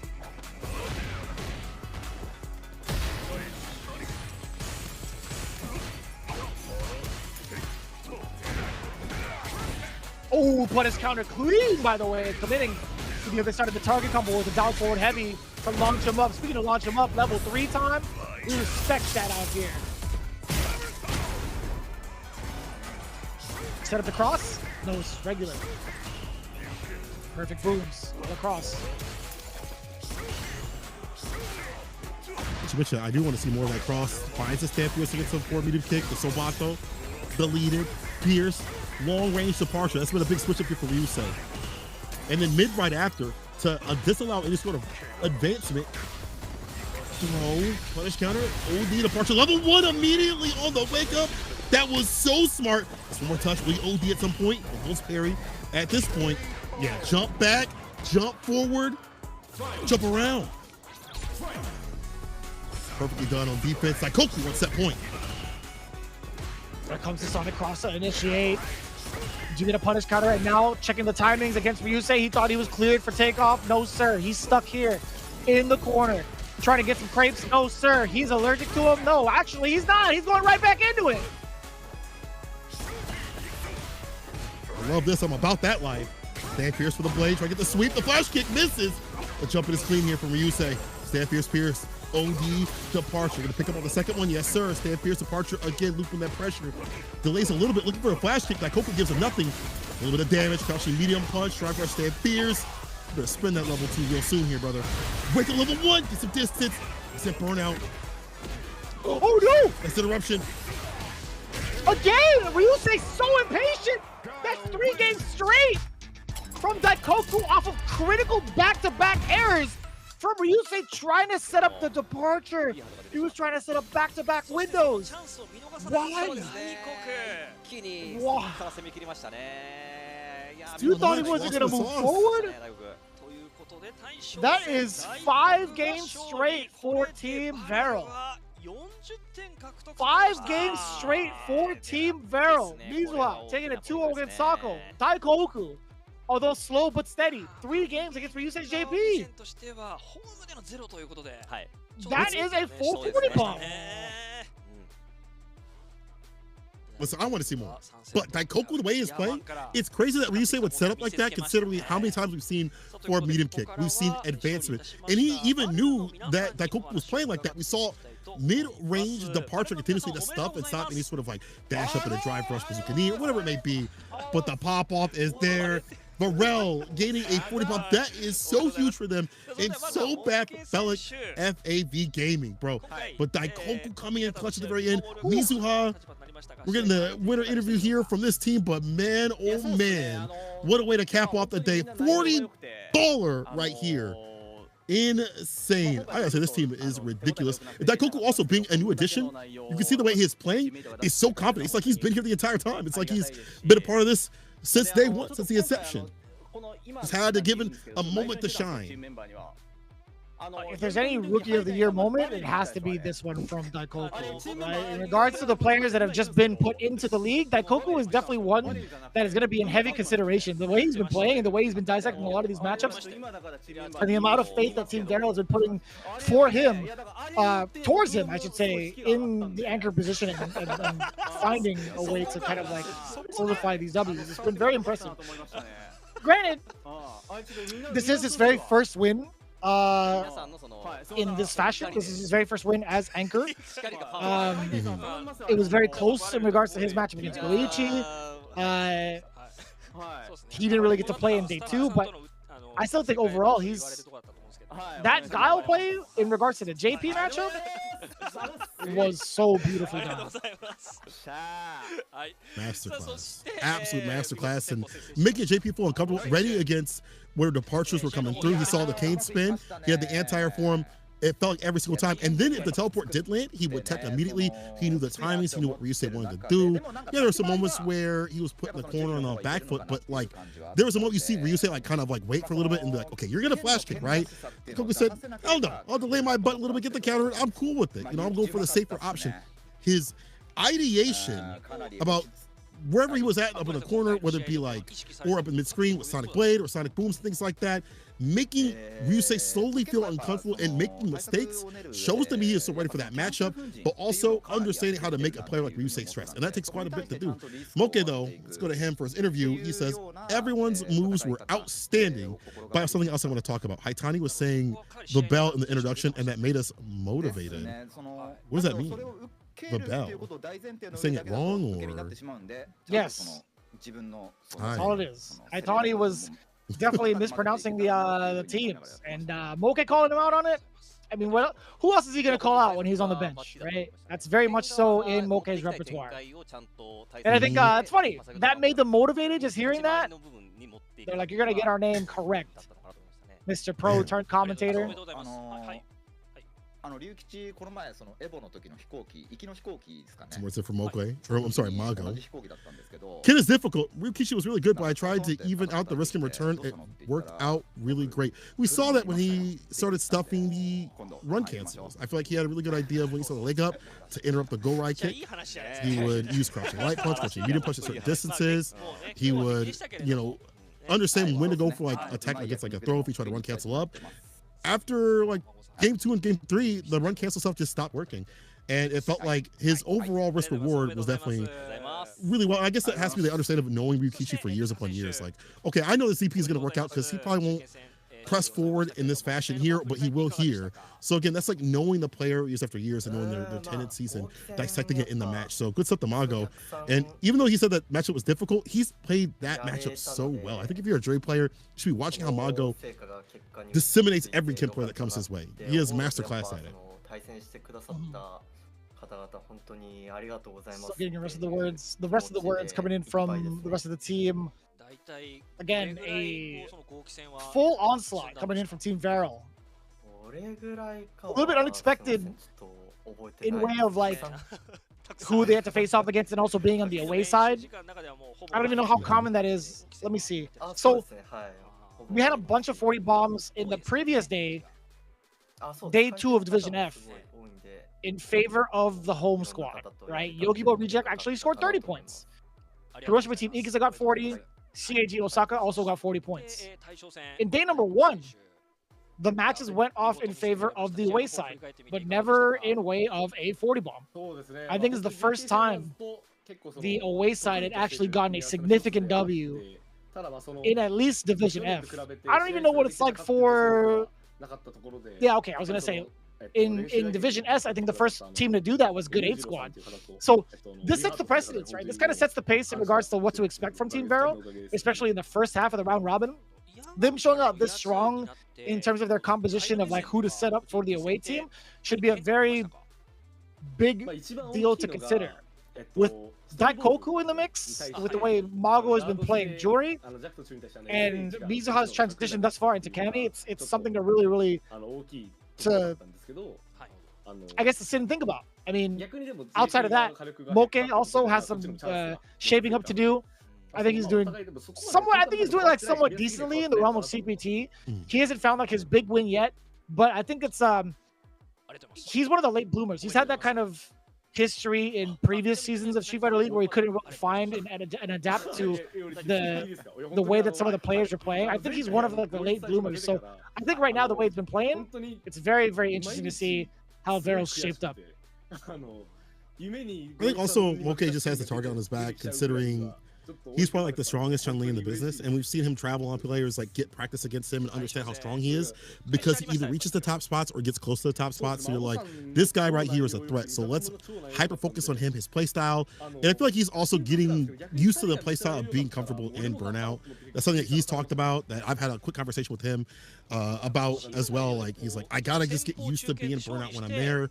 You know, I feel like she can fight in burnout, but I got to be used to it. So that's something that I'm sure he'll develop as we go on. The Koku, I'm sorry, let's go to Mizuha real quick. He said, I did a lot of practice versus Akuma, and I'm really thankful for all the people who let me train. The practice was everything today. And we saw it. We saw playing a very grounded base game.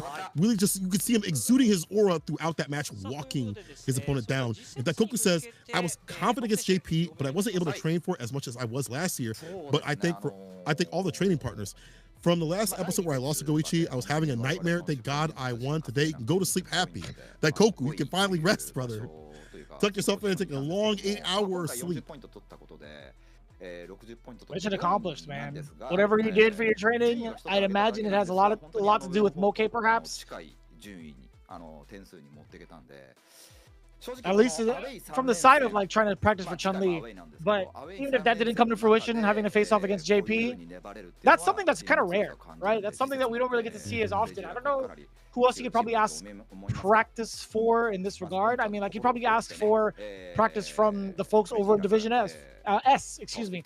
Probably ask maybe the Perfect Parry Prince. You could ask Kaku for JP practice, perhaps. But either way, the summation of it all, it's VARREL with 40 points to their name. Mago said we were getting 10 points each episode, but this time we got 40 and a big old grin on his face. A little bit heartfelt, too. This is the first time we've seen Mago this emotional very early in the season in regards to the player that he had brought up into the fighting game community. So very, very thankful for someone like Mago being one of the pillars for the Japanese community to still continue to scout out players as well and teach them the ways of the game and also lay down the foundation, which makes a lot of sense now that I think about it, dude. Ryukichi being an offensive heavy-handed player with Ken, it just makes a lot of sense. I think that's a match made in heaven and actually really a great ordeal. We're blessed to even have someone like Ryukichi show off a different look from Ken as well. So really awesome. I'd imagine somebody's going to be reaming Haitani for mispronouncing the T. As he goes on, I mean, this guy just started, but he's already making big moves out here. And again, he was a part of the practice for some of these teams, you know, for the Chun-Li picks. But back to this, though, as you said, hard to find practice against JP. You've got Nemo, you've got a few others, but collectively difficult.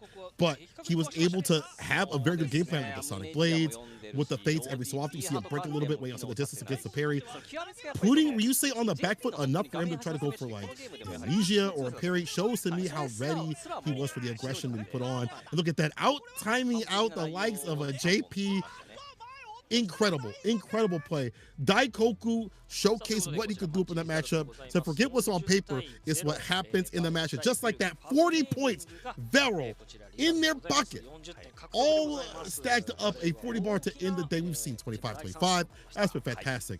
But an absolute destruction from the side of VARREL to end off the day and really put their stamp, I think, in this season with Daikoku. I think he's going to be a big threat. People have to watch out for him. Rookie of the Year might be that guy. I don't know.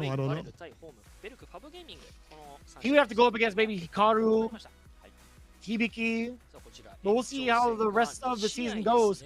But as it stands today for Division F, Hiroshima Team Ikuza fell short to Crazy Raccoon in the tiebreaker 20-25. Followed suit, the away team falls yet again with CAG OSAKA 20 points to 25 against Yogibo Reject. Very, very close in the tiebreaker set again. However, a big change up in the pacing as the away team, VARREL, taking 40 points to 0 against Belc FAV Gaming. And it shakes it up, I want to say, pretty significantly for the bottom. VARREL no longer in the bottom two running, just outside the threshold of making it into the top 3. Yogibo Reject with 65, Team Ikuza with 90, COG OSAKA tied with 90, also getting first place because of the game differential. But now we got a little bit of a switch up too between the bottom two. Crazy Raccoon, FAV Gaming. FAV Gaming with 0 points today. It's a hard pill to swallow, man. In back-to-back days, 0 points to their name. That is hard to read, man.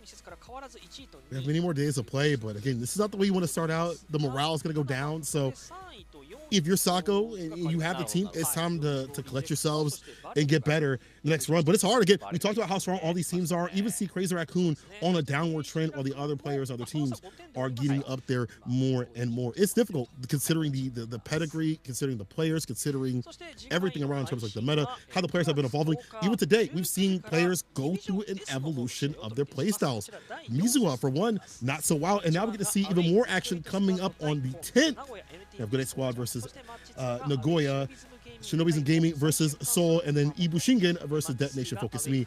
That'll round out what's happening on the 10th. Only a few days, so we get to go back to Division S, and then we'll be going back to Division F, where again I'm gonna have my eyes and ears locked on what's going on with Belc Fade Gaming. I want to see what they do, what they come up to in terms of like an improvement, which will be coming up here on the 18th. So we'll take a little bit of a break. I think UFA is going on during that time. We come back, it'll be CAG Gaming, Hiroshima to Itsuka, VARREL, Crazy Raccoon, and then Fade Belc Gaming. I'm sorry, Belc Gaming going up against Yogibo Reject. That will round out our 18th, September 18th play.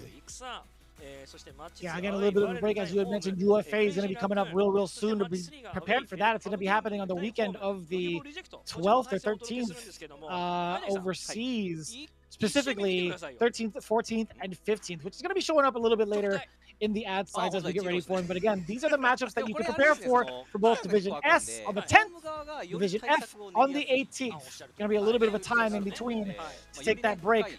With Division F, that will be taking place on a Wednesday, if I'm not mistaken, and looking at the calendar too. Yeah, production had also said the same thing. A little bit of a change of pace in regards to the matchups at hand. That's happening on Wednesday, and then followed suit. We're going to see the rest of the scheduling too. It's going to be a little bit funky in terms of timing. But overall, you could expect pretty much the same types of matchups, the same type of high-octane activity. But one thing's for certain, there are only 2 more days of play from both divisions in regulation play in the season before we get into the second half of the round robin. If you guys hadn't noticed during that infographic of the players and their trends, there's only 5 weeks considering there are 6 teams total per division, right? So it just makes sense in terms of the round robin and how it works out. It is the schedule like you see, right? Upcoming, we have the 18th and the 20th. Then in October, you got to take note of it. Take a screenshot, if you will. It's going to be pretty balanced out. A little bit of a break between, I want to say, the 2nd and 3rd week of October. I wonder what that could be. Maybe it could be East Coast Throwdown. It could be the Super Premiere in Singapore. Who knows? Either way you cut it, it's going to be a lot of action, both in the realm of Street Fighter League Japan, as well as the Capcom Pro Tour, and you guys don't want to miss it. Again, take a screenshot of it, or you can check us out too over at Capcom Fighters, Capcom_esports. They've been tweeting out all of the events and everything going down for Street Fighter League Japan. Make sure you guys keep your eyes locked a little on all the good stuff that's coming out for Street Fighter 6. You know, the fact that we have people still gunning for that World Warrior seat means that there's still more to see in terms of action, even beyond Street Fighter League. People going to the offline premieres has always been an absolute treat, so I can't wait to see what happens at UFA, ECT, at Blink, of course, at the very end of the year, and go to the King's Court. So sign up, make sure you guys are signing up, and your applicable regions. You can also just sign up for the offline stuff like this Super Premiere in the land of Japan. It's going to be the weekend of my birthday, and I'll definitely be watching that with all of you at home to see who's going to be taking another seat at Capcom Cup. With the amount of talent that we have seen out here in land of Japan and people from around the world, I can only expect that one to be one of the biggest events in terms of bangers, in terms of every single match. So if you can go out there, don't miss it. Get out there. If you can't, hey, join me watching it from home and have a good time. Oh, it's going to be an amazing time for sure. That's guaranteed with the amount of people that are going to be traveling to the Super Premiere. Because again, none of these premiere events are region locked, right? Maybe landlocked because it'll be maybe quite an expensive ticket to get there. But fact of the matter is, anybody can enter these super premieres, which is going to be a highly sought after position because in a super premiere, the victor immediately gets sent into Capcom Cup. However, when it comes to grinding out those points, World Warrior is where you can view a lot of the different regions, a lot of the different talent, and we also get those World Warrior spotlights every other weekend. I mean, like, every so often, really. I don't even know if it's going to be happening this weekend because I don't even remember my schedule. But I will say this, Capcom World Warrior Japan #3 happening in October. On the 6th specifically, with a 16:30 start. That is 4:30 Japan time. And again, we talked about the super premiere. Singapore is coming up real soon, happening immediately after another premiere in the States, then going overseas. You really don't want to miss it, right? At all. Don't at all. Keep your eyes locked on everything Street Fighter related. World Warrior, CPT, offline, online, whatever it is. Keep your eyes locked on all the fun stuff that's coming through. Street Fighter is bustling. 4 million people have bought the game. I know more will be in store. Hey, catch the Street Fighter League stuff in the US, in the EU, and also catch Sage Jam Slam that's going on this week. But until next time, people, stay safe, and we will see you in the streets. Later days. この後選手の音声入り本日のハイライト動画を流します。そちらもぜひご覧ください。それではディビジョン S 第4節でお会いしましょう。皆様さよなら。さよなら。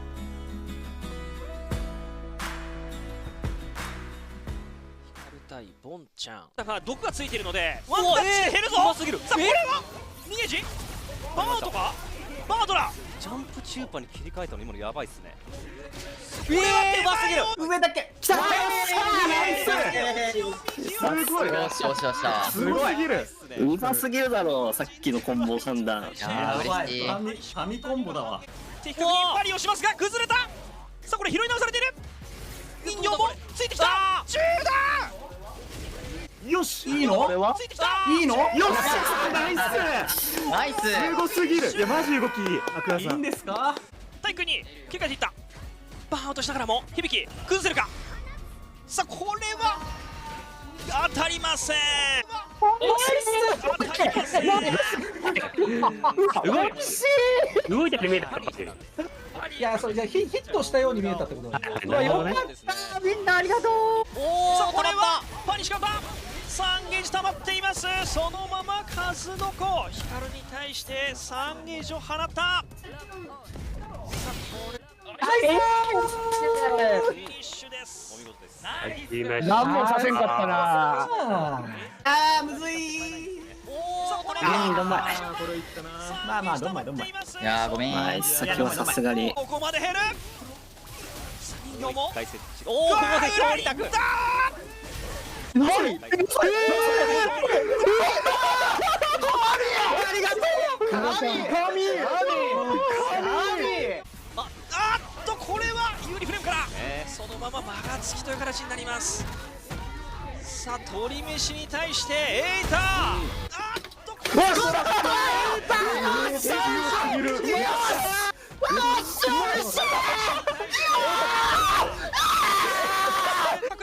裏回り押している。割り込んできた。列車最後の最後まで冷静でした。もう一は最後その百列客から押している。割り込んできた。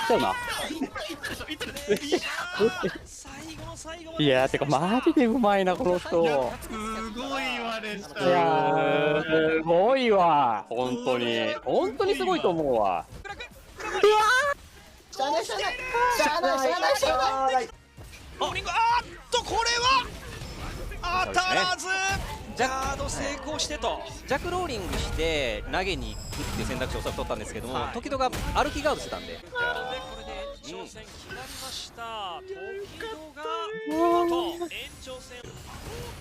あ走った今それこれはよっしゃい。おー危ねー。待ってー。ビビれた。そうですね。うまいですね。これシャミ終盤からナイス。あいいえ。いいよ。先制したのはバレル。グッドグッド。バレルのガイルと出なかった。これは距離を取っておーっと前を追ってきた大悟くん。距離を取っておーっと前を追ってきた大悟くん。ごめんマジで出なかったわ。い